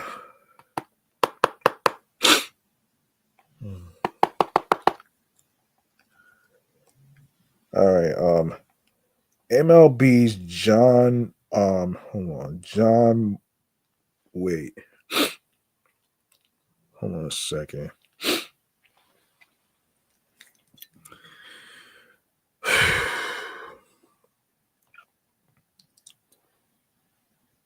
Hold on.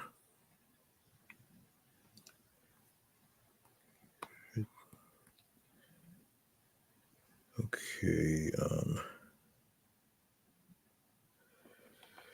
let me see.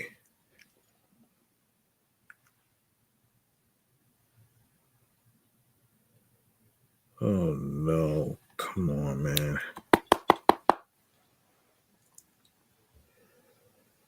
Come on.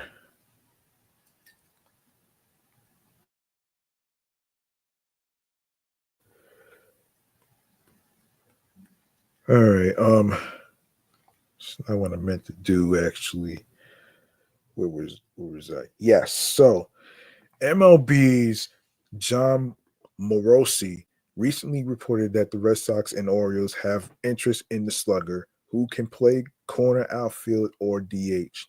However, Russell Dorsey of Yahoo Sports pointed out there's mutual interest between the Dodgers and Hernandez in reaching a new deal. Given the Dodgers are the only team that wouldn't have to give up draft pick compensation to sign Hernandez, and that Los Angeles has uncertainty in its outfield with Mookie Betts moving back to the infield. Staying put still seems like the most likely outcome. Number 8, Anthony Santander. 2024 stats: 235, 308, 506, 44 homers, 102 RBIs, 58 walks, 814 OPS, 3.3 WAR. He's 29 now. He'll be 30 in 2025. So contract prediction: 5 years, $101 million. Team prediction: Detroit Tigers. Anthony Santander is a switch hitting slugger who put together a career year in his contract season, clubbing 44 home runs and driving in over 100 runs for the first time. He's also traditionally played passable right field defense and is a big enough bat that you could justify giving him regular DH at bats in the second half of a contract if he falls off a cliff defensively. Damn, son. Is it, oh man, is it fair to point out there's not a ton of margin for decline with Santander? If he's hitting 30 home runs, 30 doubles, and driving in 90 runs a year, there's quite a bit of value. But he's a career 246 hitter, and while he doesn't strike out as much as most power hitters, he also has never walked more than 60 times in a campaign. A good free agent comp for Santander would be a Nick Castellanos. After a career year with the Reds in 2021, Castellanos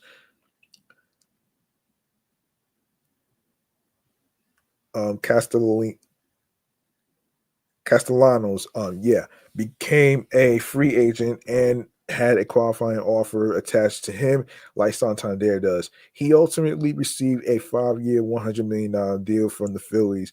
That's the type of range Santander is probably looking at. Number 7, Alex Bregman. He's not coming to the Mets. Believe it or not, he is not coming to the Mets. 2024 stats: 260, 315, 453, 26 home runs, 75 RBIs, 44 walks, 768 OPS, 4.1 WAR. He's 30 now. He'll be 31 in 2025. Contract prediction: 5 years, 130 with $26 million club option for 2030.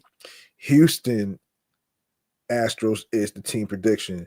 Um, Alex Bregman once looked destined to be a $300 million plus player in free agency. Between 2018 and 2019, he hit 72 home runs with a 970 OPS and 16.2 WAR, which Fangraphs says was second only to Mike Trout among all position players that, over that period.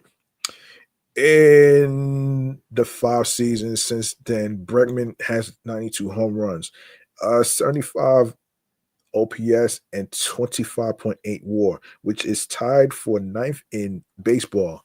It's still all-star level production, but it's not the Hall of Fame caliber he produced earlier in his career. Hold on. Make myself comfortable here.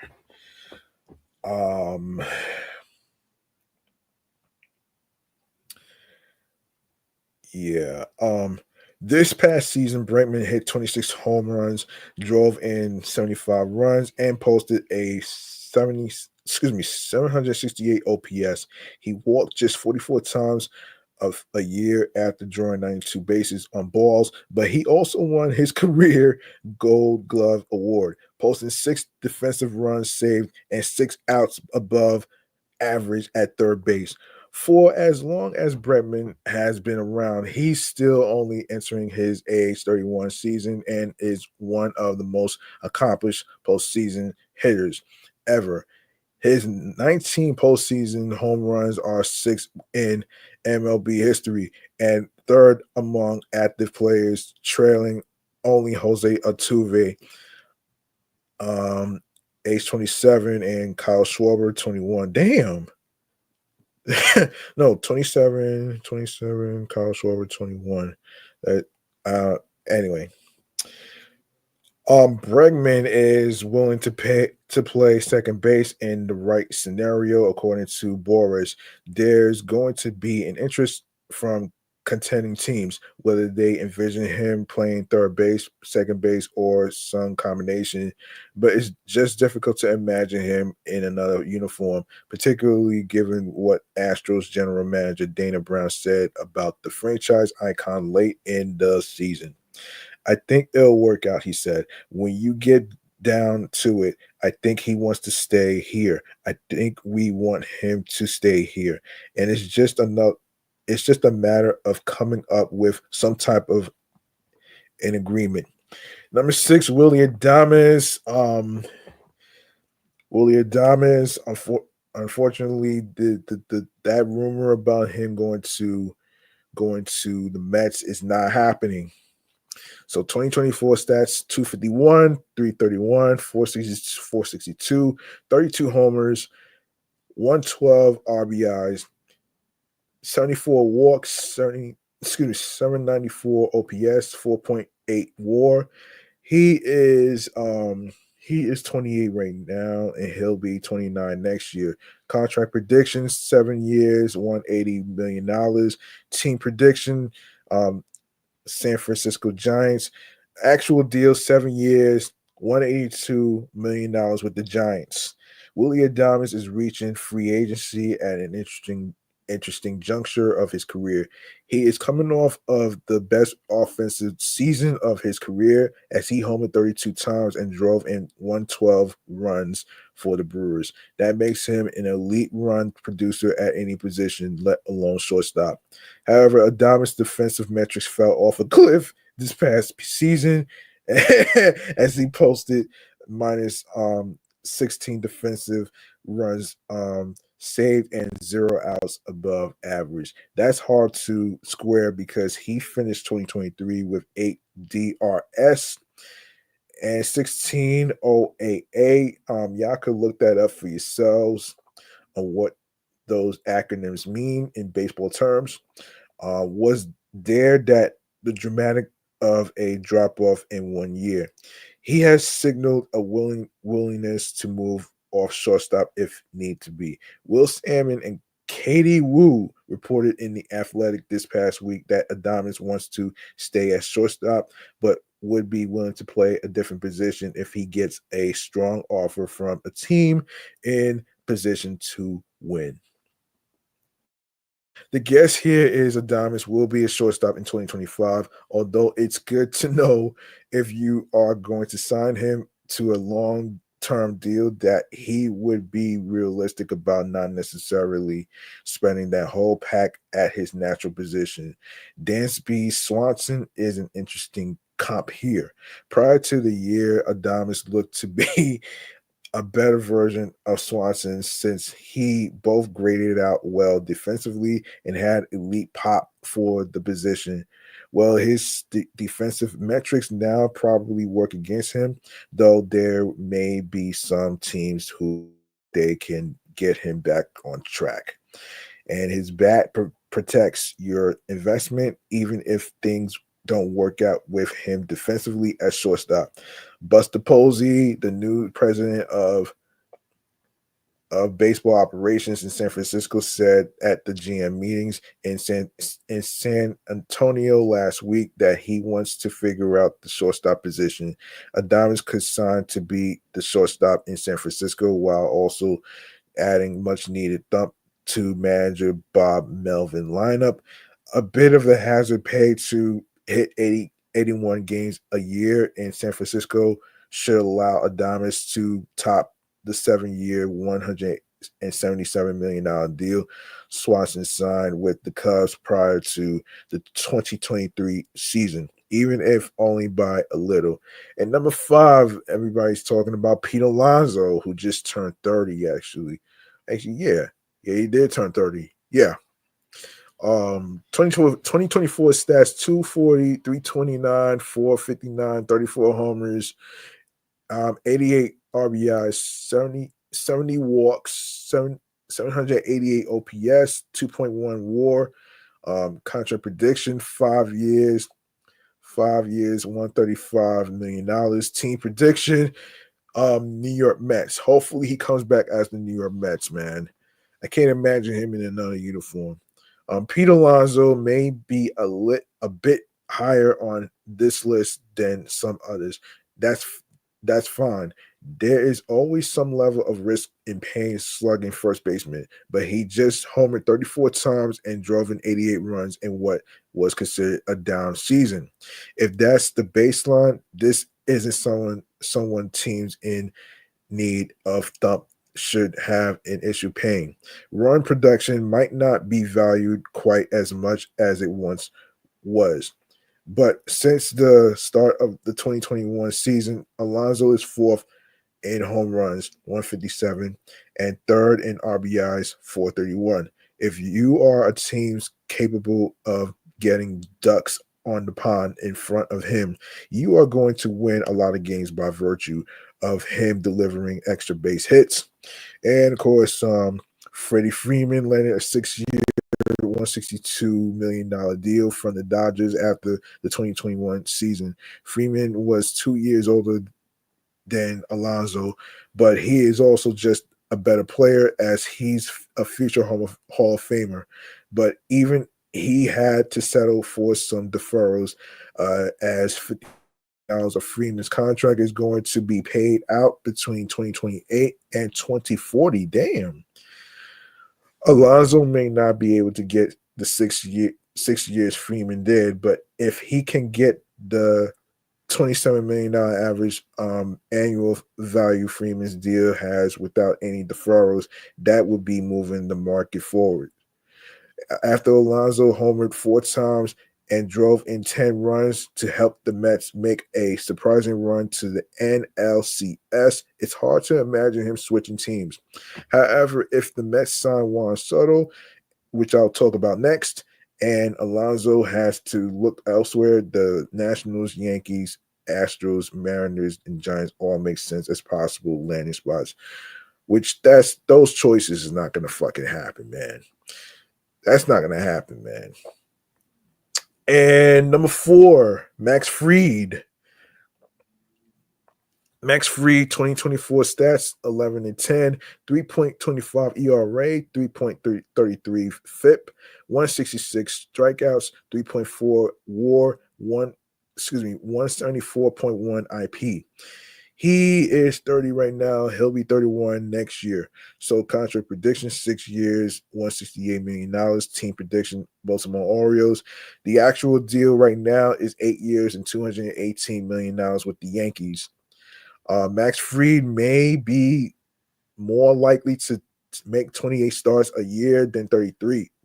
But since undergoing Tommy John surgery as a prospect in 2014, he's avoided any catastrophic injuries. And in the process, he's become one of the best pitchers in baseball. Since the start of the 2020 season, he is 54 and 25 with a 2.81 ERA and 3.11 FIP over that period. He's posted two top 5 finishes in NL Cy Young Award voting, including runner-up to Sandy Alcantara in 2022. Fried is also a 3-time Gold Glove winner.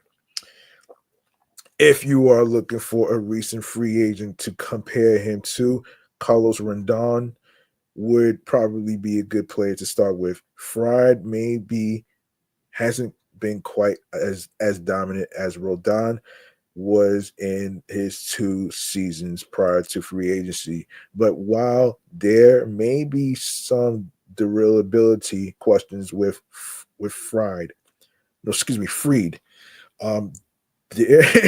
there are nothing compared to those that followed Rodon, who still landed a 6-year, $162 million deal from the Yankees prior to the 2023 season.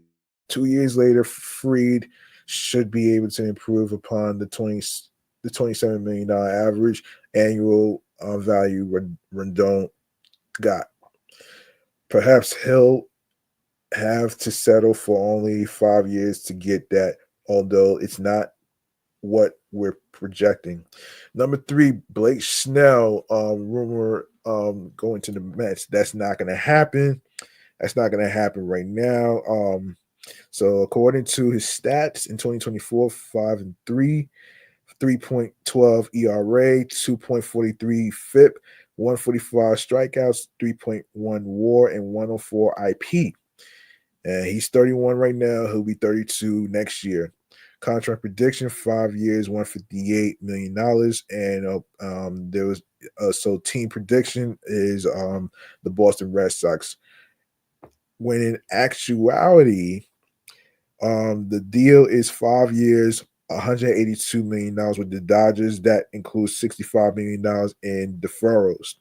So much has been made about the shortcomings of Blake Snell. Yes, he's not a workhorse. He's more likely to go 5 or 6 innings when he takes the ball than 7 or 8 innings. There's something to consider as you determine whether he is worth a major investment. With that said, this is one of 7 players in MLB history to win a Cy Young Award in both leagues. He rebounded from a difficult first half this past season with the Giants to perform like one of the best pitchers in baseball after the All-Star break. Posting a 1.45 ERA across 12 starts in the second half of the season. And unlike last year, there's no qualifying offer attached to Snell, so any team that signs him wouldn't have to give up draft compensation. Andrew Baggarly, of the Athletics, cast doubt on the possibility of Snell returning to the Giants next season, which means he'll be searching for his third team in as many seasons. Still represented by Boris, he should have better luck this offseason than last, given the qualifying offer isn't weighing him down this time around. Tyler Glasnow is currently slated to have the fourth highest average annual value of players who are only pitchers next year at $27.3 million. Garrett Cole, at least for now, is at $36 million. Somewhere in between those two figures, we settled on just above $31.5 million over half a decade would be a nice deal for Snell. Number two, Corbin Burns. So, according to his 2024 stats, 15-9, 2.92 ERA, 3.55 FIP, 181 strikeouts, 3.7 WAR, 194.1 IP. He's 30. He's 29 now. He'll be 30 in 2025. Contract predictions: 7 years, $224 million. Team prediction: the New York Mets. I actually watched one of CP's videos as he talked about Corbin Burns, how the New York Mets are actually interested in him. But we'll have to wait and see what happens if he joins the Mets or not. So this is to be determined, not confirmed. Much has been made of the fact that Corbin Burns only struck out 181 batters this past season with the Orioles, 2 years after the righty fanned 243 hitters while pitching for the Brewers. That's something to consider. But Burns' floor is still very high, as is his ceiling. After being traded to the Orioles during spring training, he went 15-9 with a 2.92 ERA and 3.55 FIP across 194.1 innings pitched. That's ace level production. And when you are considering making an investment into a pitcher's 30s, there's actually some comfort in knowing he can pitch without striking as many batters out. In fact, while Burns' numbers of strikeouts dipped from 2022, the rate of balls hit hard against him in 2024, which is 28.9%, was actually down from 31.6% in 2022. It's right in line with the 29% he posted in 2023. He hasn't had any major injuries during his career, and he only just turned 30, given he has logged 190 or more innings in 3 consecutive seasons and won the NL Cy Young Award in 2021. He's probably the most accomplished starter to reach the open market since Cole after the 2019 campaign. Burns may not have the same ceiling as Cole overall, but he's certainly a top 10 starter in the sport right now, if not higher, topping the $31 million AAV. Y'all could look that up for yourselves. That Snell signed for with the Giants last year seems doable over a 6 or 7 year commitment. And number one, finally, everybody's been happy about and clamoring about Juan Soto. Okay, let's get into the 2024 stats. 288, 419, 569, 23 homers, 109 RBIs, 129 walks, 989 OPS, and 8.1 WAR. Yeah, he's 26 right now, man. He's 26. Contract prediction: 14 years. 14 years, $658 million with an opt-out available at the 2030 season. He's not returning to the Yankees. Last time I checked, he turned down the Yankees, man. You know what I mean? So the actuality deal that he has right now with the Mets is 15 years, $765 million with opt-out available after 2029 season with the Mets. For as much as everyone would like to sign Juan Soto, the market may end up being relatively limited for a player. John Heyman of the New York Post recently said is hoping to get $700 million in free agency. Um, there's only a few ownership groups willing to spend that type of money, even for a 26-year-old who is probably the most enticing free agent since Alex Rodriguez, aka A-Rod, hit the open market after the 2000 season. Consider that one of the owners who has consistently shelled out big money in recent years, Phillies managing partner John Middleton, recently cast doubt on whether Soto would really leave New York. I'm afraid Juan Soto wants to be in New York, and I don't mind being a stalking horse. He said, "Oh shit." He said per Connor Smith of the Philadelphia Inquirer. At some point, if Dave and I get that feeling, we'll probably say, you know what, we're not going to win this because we've both been the stalking horse before.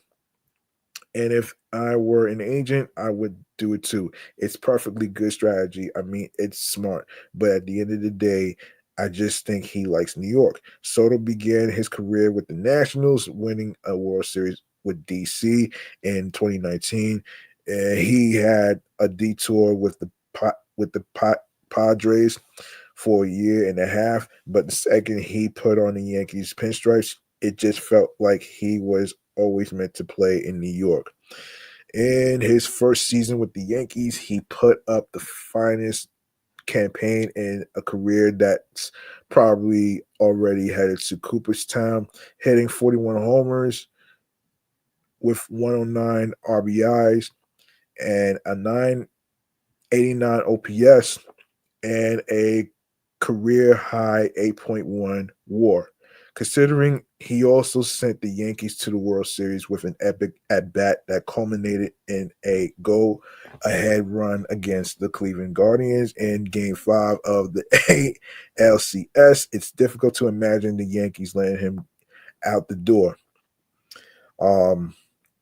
With that said, the Steinbrenner family is no longer richest ownership group in New York. Steve Cohen of the Mets is worth $21.3 billion per Forbes. It was the Mets that edged out the Yankees for the highest payroll this past season at $317 million. The Mets also reached the NLCS and are arguably set up even better for long-term success than the Yankees. So it appears it will be one of the two New York teams that employs Soto for the foreseeable future. Heyman has reported that both Hal Steinbrenner and Cohen plan to visit with Boras and Soto on the West Coast in the coming weeks. It would be interesting to see how the two try to differentiate their offers. The Yankees have the slight advantage in incumbency, but it would hardly be a shock if Soto is a Met next year. Well, he is a Met right now, though, man. So he is a Met right now, man. So let's get into it right here. So he is a Met right now, and this is according to Clutch Points. So after months of speculation and anticipation, it's official. Juan Soto is heading to the New York Mets. The superstar outfielder has agreed to a 15 years, $765 million contract to join the Queens-based franchise, according to Jeff Passan on X, formerly Twitter. Breaking superstar outfielder Juan Soto and the New York Mets are in agreement on a 15-year, $765 million contract, sources tell ESPN. It is the largest deal in professional sports history via passing. Soto's arrival solidifies a Mets lineup that already boasts offensive stalwarts like Pete Alonso and Francisco Lindor. The addition of Soto, one of the premier talents in Major League Baseball history, gives the Mets the firepower to compete for division titles and World Series championships. With the deal, owner Steve Cohen and President David Stearns have demonstrated their commitment to building a powerhouse team that can rival any in the league.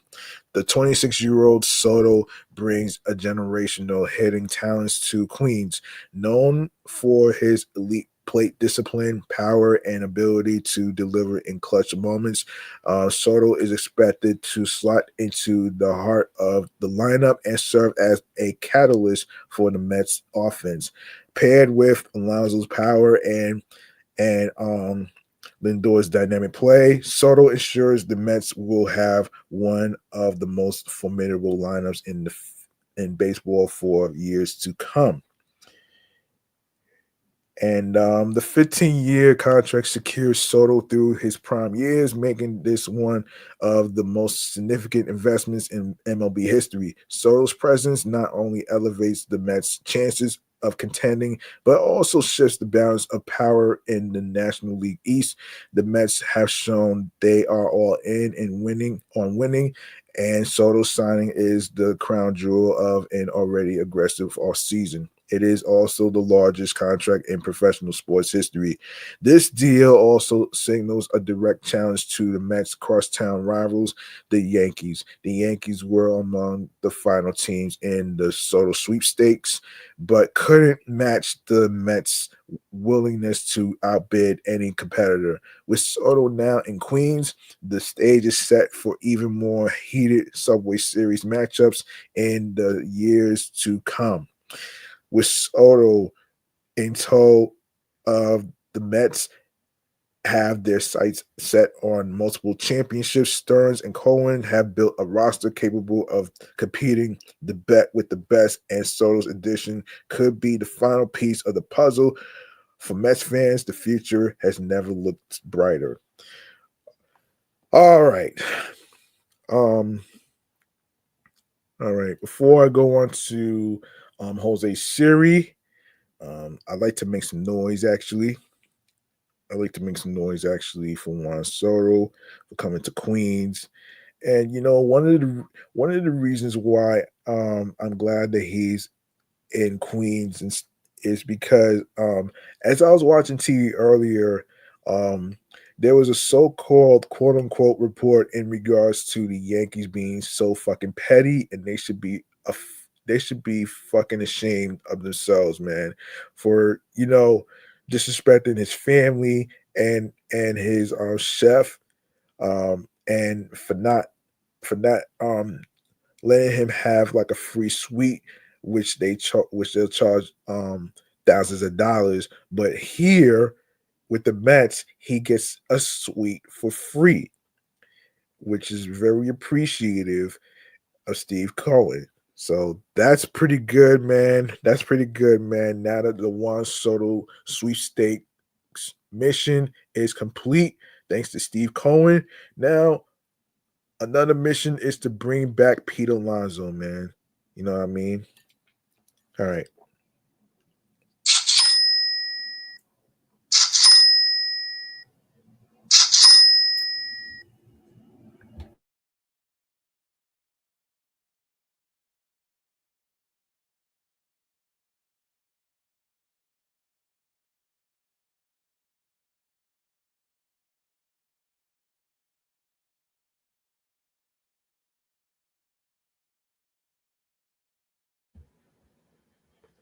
All right. Hold on a second. I want to make some noise, man, for Juan Soto, man. And he he will light up this lineup so quick. You know what I'm saying?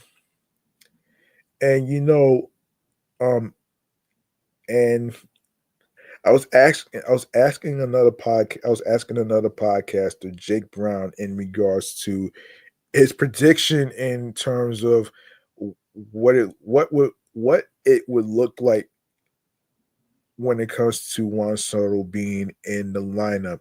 Will he be? I forgot to mention this to him actually. Will he be behind Lindor as a leadoff, or will he be in a different spot? You know what I'm saying? And I really hope and wish him the best in Queens, New York. Fuck the Yankees and that petty shit. I just watched a video the other day. a lot of a lot of Yankee fans are burning his jerseys. When, by the way, it was Robinson Cado's jersey.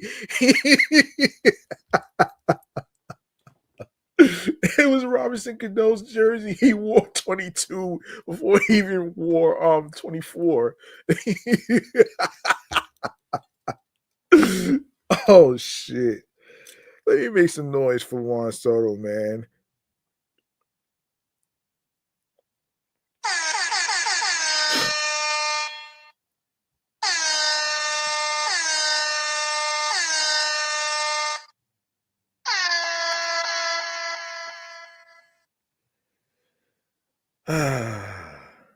Man.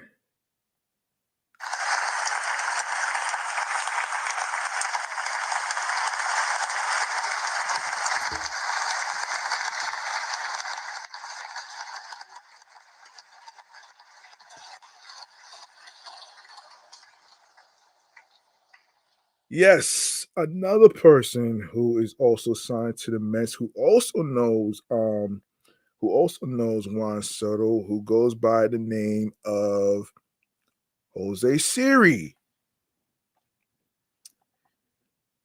Yes, him and Juan Soto, yeah, from the Dominican Republic.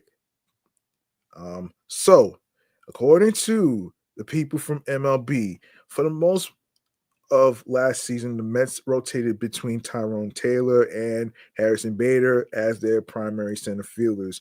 This year, it appears the Bader role will go to Jose Siri. The Mets on Tuesday acquired Siri from the Rays for reliever Eric Ozzie. Siri, who had been with the Rays since 2022, is an elite center fielder defender. Um,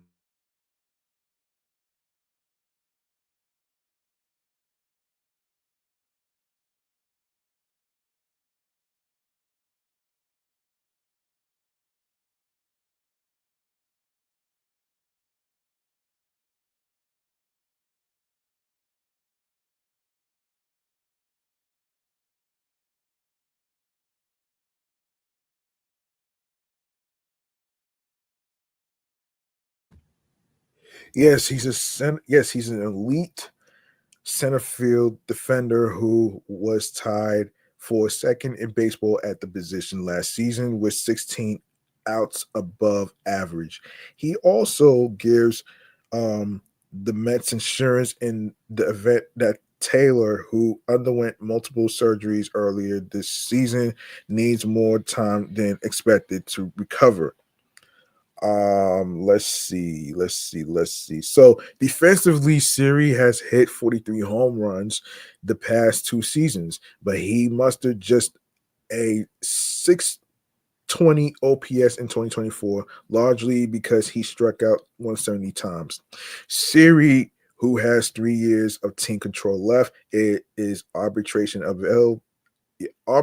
eligible for the first time this offseason, which likely played into Tampa Bay's decision to trade him.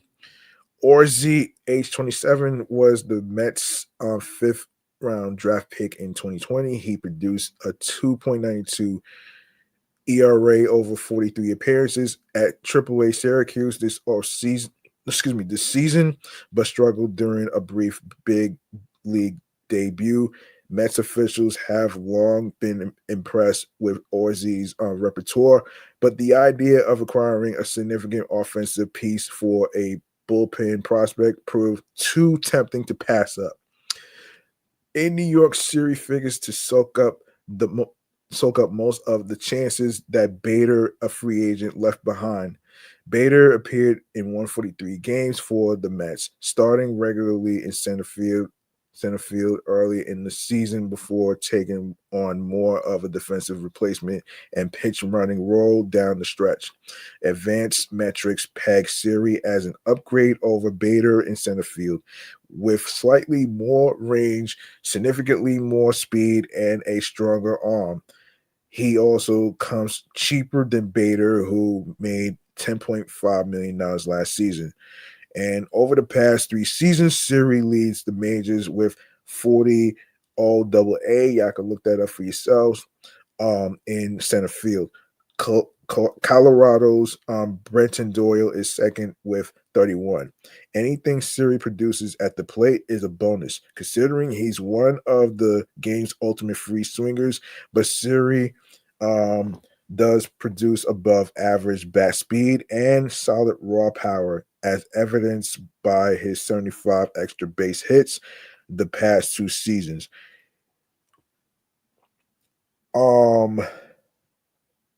Taylor, who underwent umbilic, um, umbilical hernia and right elbow loose body remove operations after the season, should be back to full strength well in advance of opening day. But Taylor's 345 plate appearances this year were a career high. Siri allows manager Carlos Mendoza to give Taylor regular rest as warranted. By the way, a little side note about Jose Siri, man. He did an Instagram live post saying that he is going to change his number from number 22 to number 19 because of Juan Soto. So, for those of you that's wondering, Jose Siri will be wearing number 19 as he confirms it on Instagram. All right. Let's see. Let's see what's happening here, man. Before I miss out on anything. Let's see what's happening. Let's see what's happening here, man. Let's see what's happening here. Oh yes. Oh yes. Oh yes. Let me see. Let's see. Non-tended players, actually. Hold on a second here. Yes, non-tended players. Oh shit. Yes, I'll get to non-tendered players in a sec. So, another player that the Mets signed is Joey Meneses.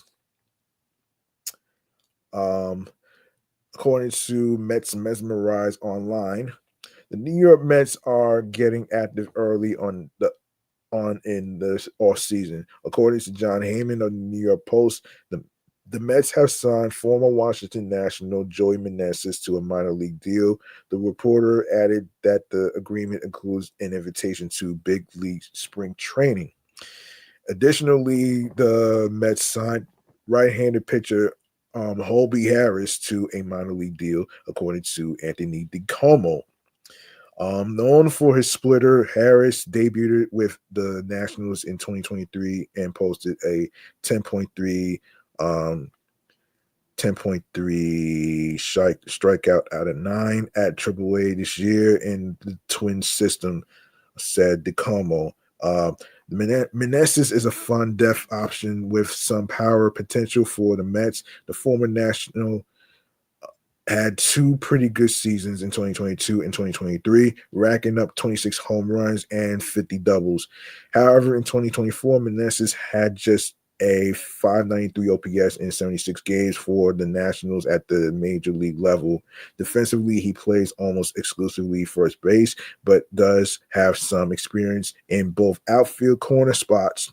Harris was roughed up on the mound a bit for the Nationals in the last taste of the majors, posting a 5.12 ERA in 16 games in 2023. However, as DeComo mentioned, Harris's splitter showed potential. The pitch has a whiff rate of 24.1% and generated seven strikeouts. The cutter might also have some promise, as hitters only had a 167 batting average and a 232 XBA. Y'all can look that acronym up for yourselves.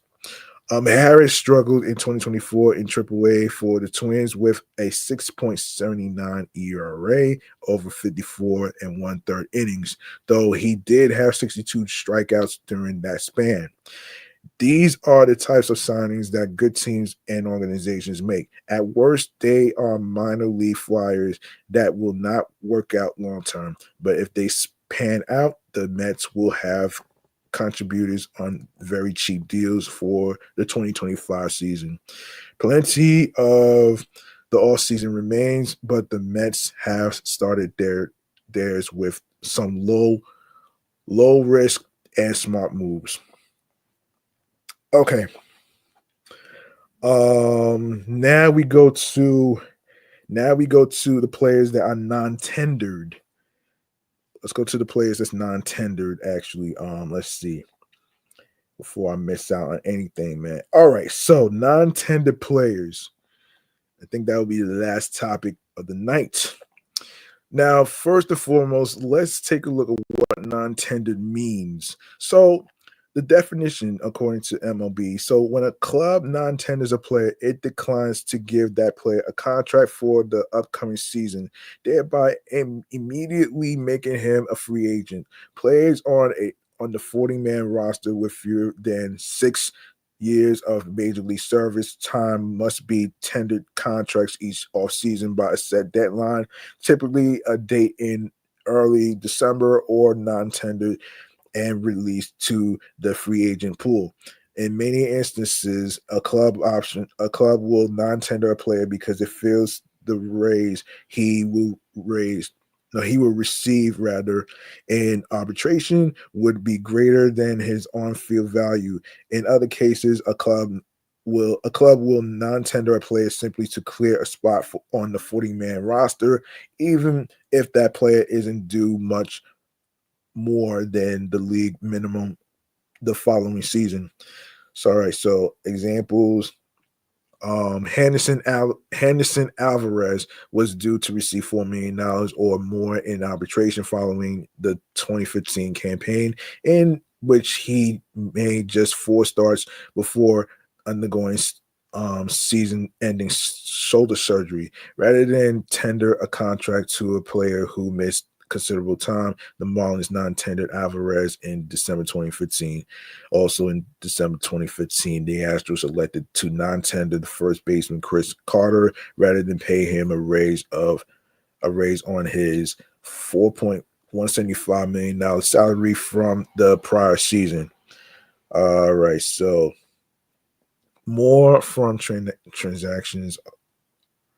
Yeah, more transactions. Okay, so 10 and 5 rights, mutual option, 26-man roster, non-guaranteed contract, 27-man non-roster invite, 40-man roster non-tendered, 40-man roster non-tendered, club option, no trade clause, competitive balance draft picks, outright waivers, competitive balance tax, player option, contract renewal, player to be named later, contract tendered, postseason roster rules, and eligibility.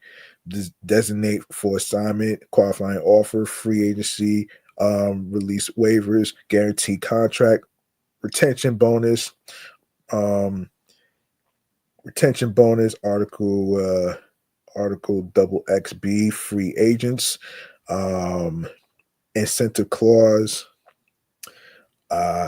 international amateur free agency as free agency and bonus pool money. That's rule draft. That's rule 4 draft and rule 5 draft. International agency free agency, Asia professional salary arbitration, and international free agency Cuba professional service time, split contract, Japanese posting system, Super 2, Korean posting system, trade deadline, minor league options, trade waivers, and August 31st deadline vesting option. Okay, so all right, so that's an idea of non-tendered. Okay, so all right, so that's the definition of non-tendered. Now the list of players goes like this. All right, so so we start with the Angels. So left-handed pitcher Patrick Sandoval, infielder Eric Wagaman, outfielder Jordan Adams, outfielder Bryce Teodosio. Astros none. Athletics right-handed pitcher Danny Jimenez. Blue Jays right-handed pitcher Jordan Romano and Dylan Tate. Braves right-handed pitcher Griffin Canning, left-handed pitcher Ray Kerr, right-hand pitcher Royber Salinas. Um, right-handed pitcher Huascar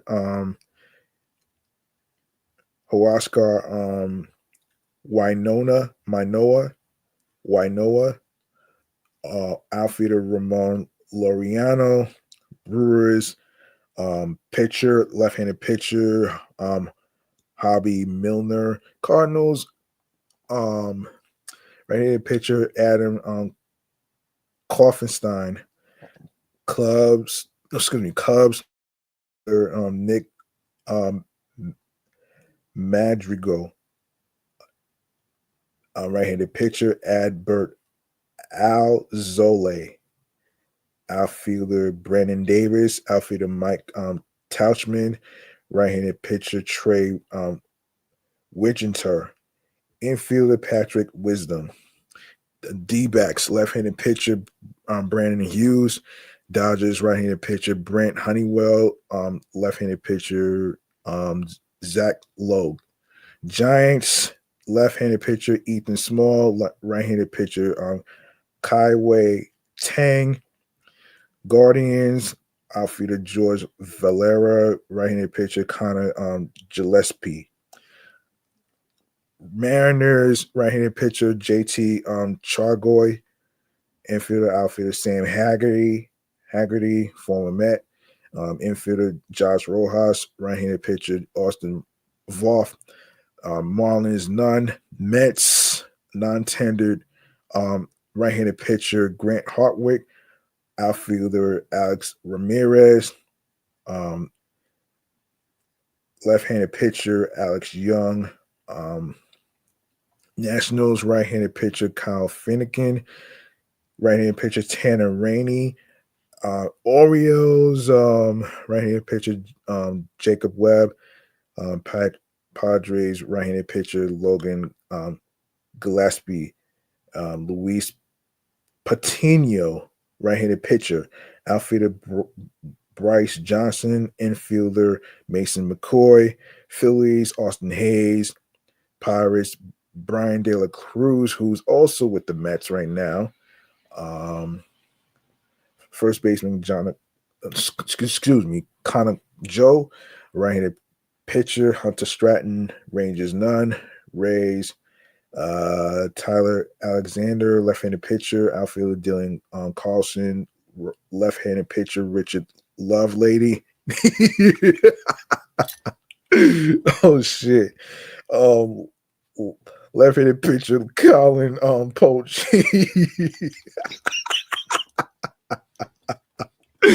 Oh shit.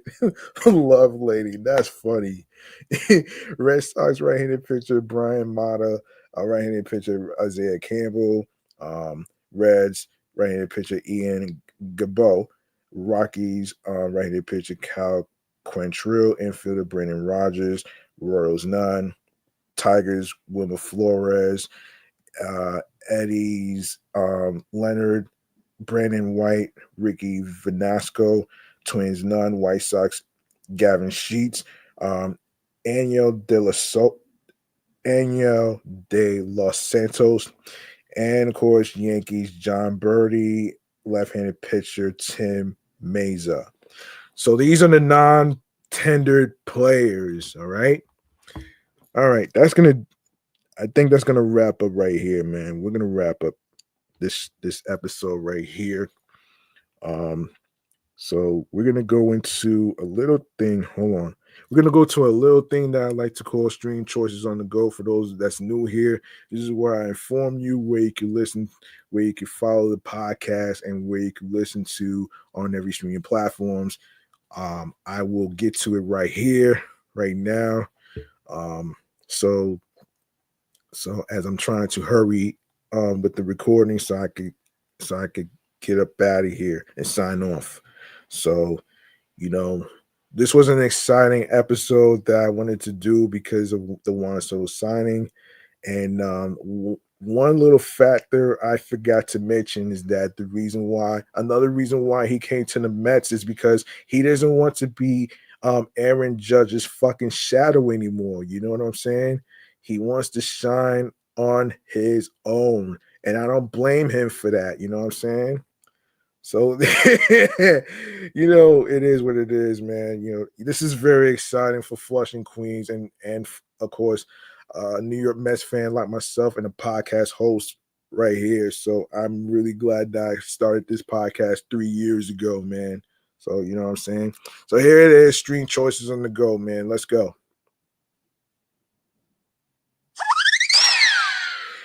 Yes, make sure you follow.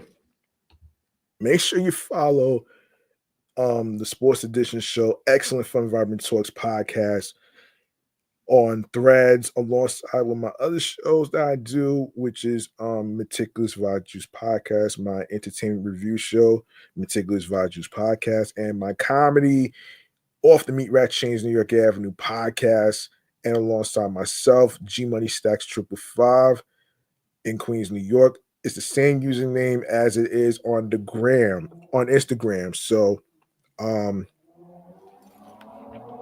sorry about the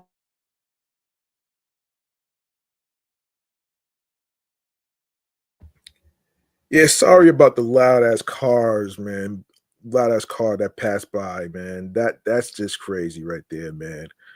I do apologize about the loud ass car, but anyway, man, let's get to where I can actually mention some streaming platforms and stuff and some YouTubers that's actually covering the New York Mets and other sports.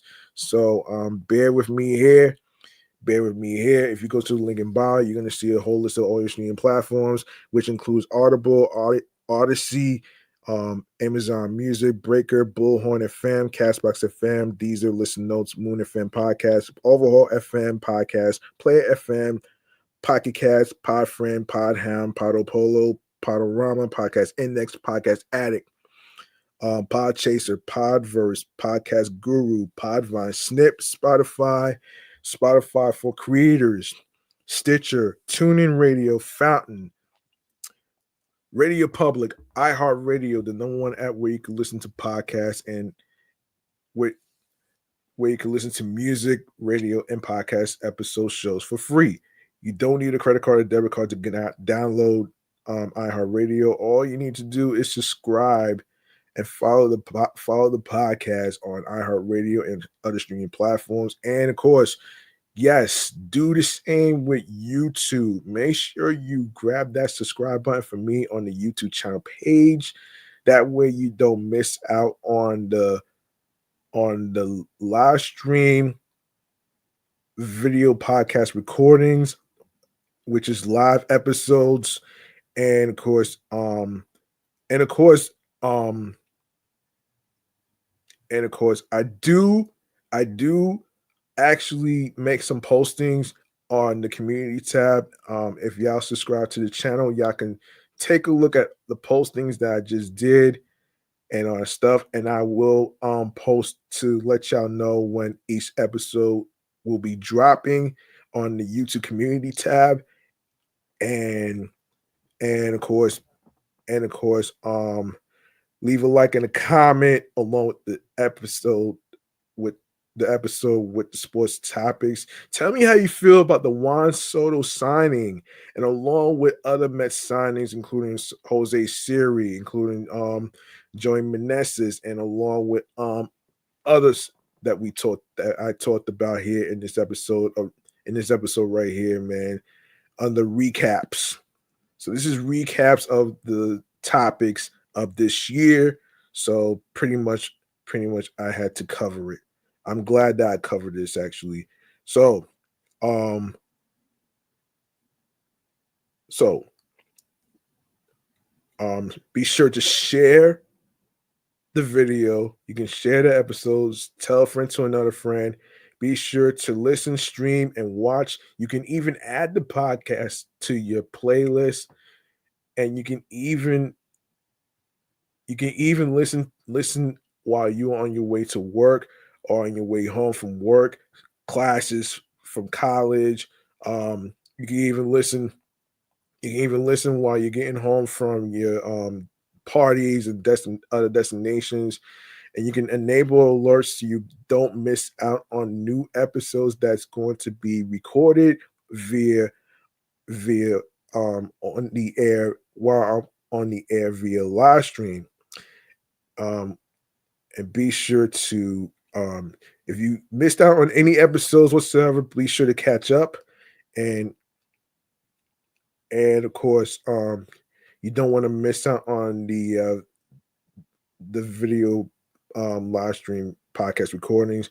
And you can also you know you can also like I said you can share this.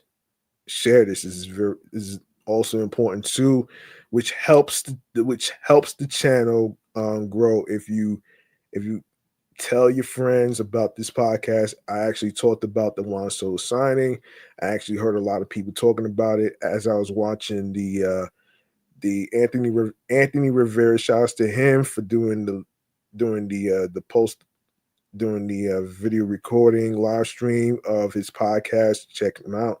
Be sure to check him out as well. He had a guest with the guys from the Shades and Sons podcast. Actually, let me just point out some YouTubers who also cover the New York Mets as well as myself.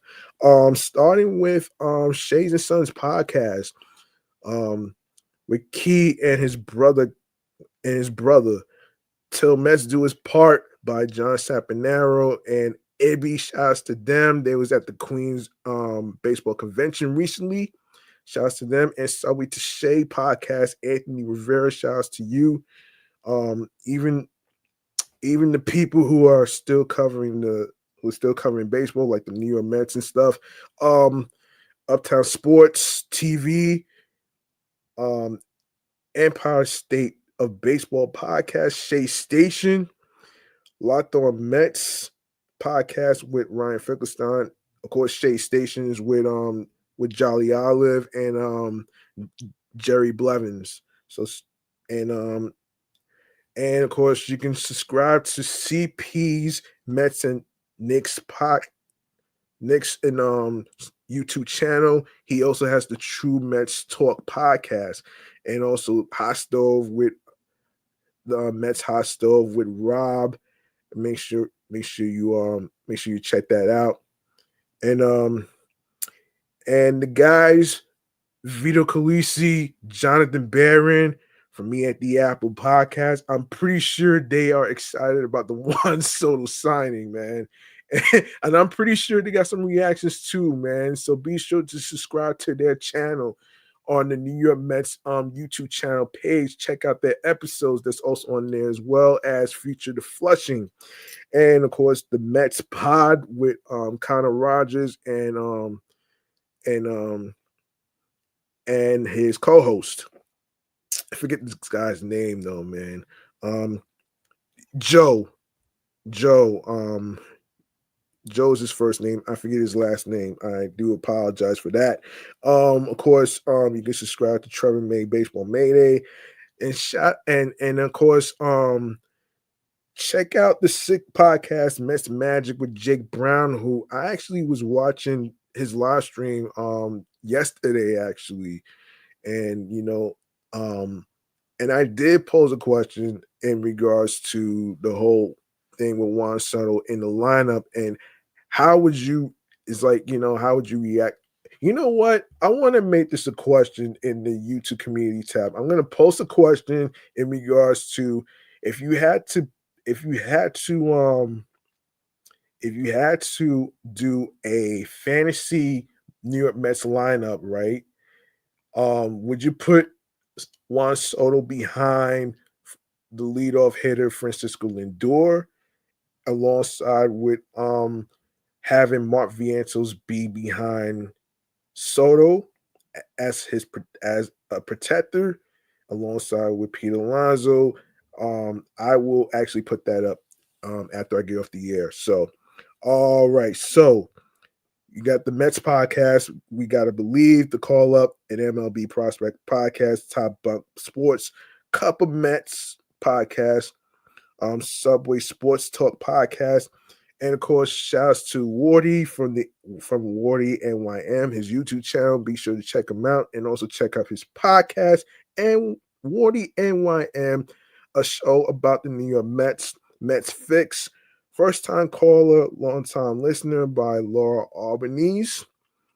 And I forget this guy's name, man. I was just listening to their podcast episodes not too long ago. You can also check out Filthy Sports by John Campia.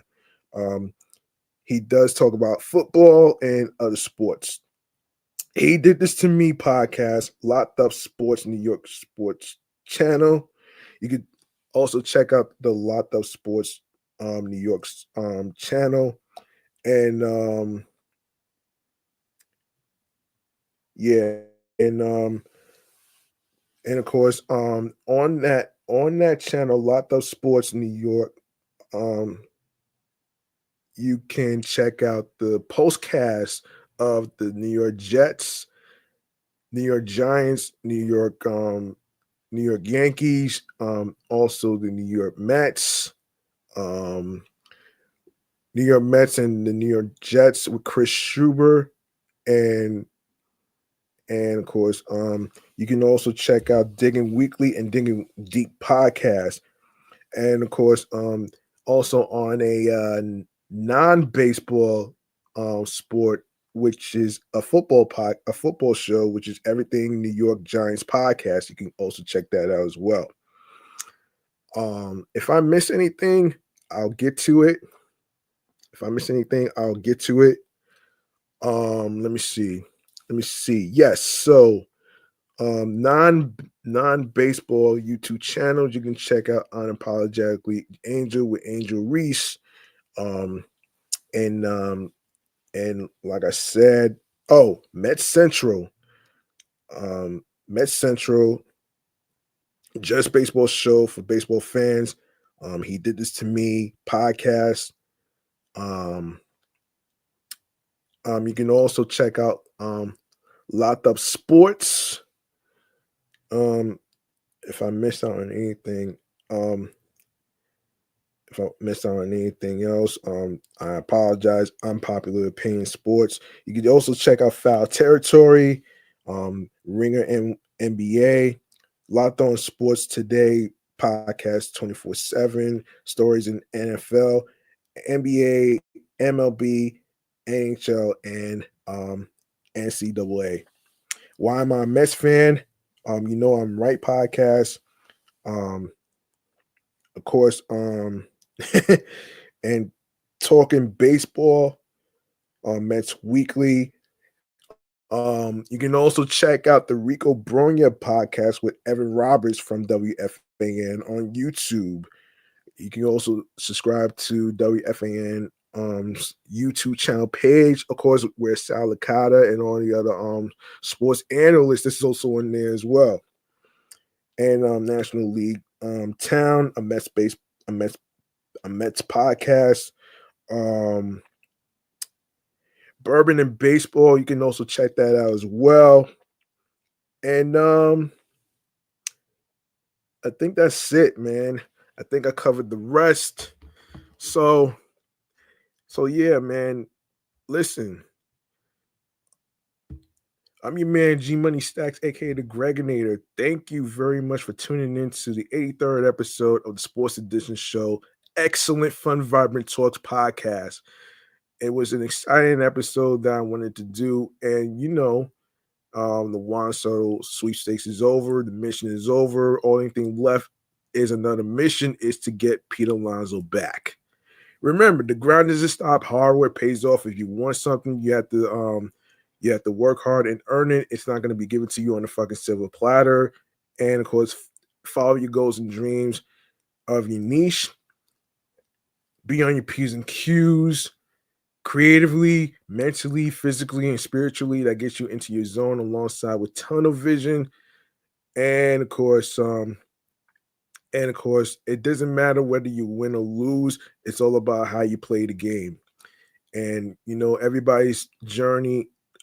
There's no manual when it comes to following your path and journey. All right, and I wish everything the best to the Mets signings of Juan Soto, Jose Siri, and all the other players and pitchers. Hopefully, we get some more pitching done, man. You know what I'm saying? Hopefully, two more starting pitchers and all that great stuff, man. It's just been a pleasure of me doing this for 3 years, 3-year anniversary. I really appreciate every single one of you for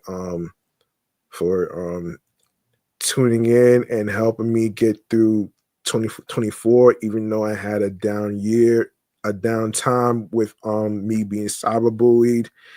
I didn't give up because of you out here that's listening all across the world, international, USA, Canada, Long Island, aka Strong Island, plus the 5 boroughs of New York. I truly appreciate y'all, and I love y'all for sticking around with me, man. Y'all could have listened to any sports podcast in the whole world, but you chose to listen to Excellent Fun Vibrant Talks podcast. Like I said, I appreciate y'all, man. I'll see y'all in the next episode, man, with more topics and all that great stuff. And also pay attention to the post that I put on the community tab. I'm going to be posting a question. I'm going to be posting a question on the YouTube community tab of this sports podcast, YouTube sports channel page. So be on the lookout, man. Subscribe to the channel, man. Peace and one love. And of course, take care of yourselves. Enjoy the rest of your off season and everything else in between. I'll be back with new sports topics for the Mets and stuff in the near future, man. Peace. Good night, everybody.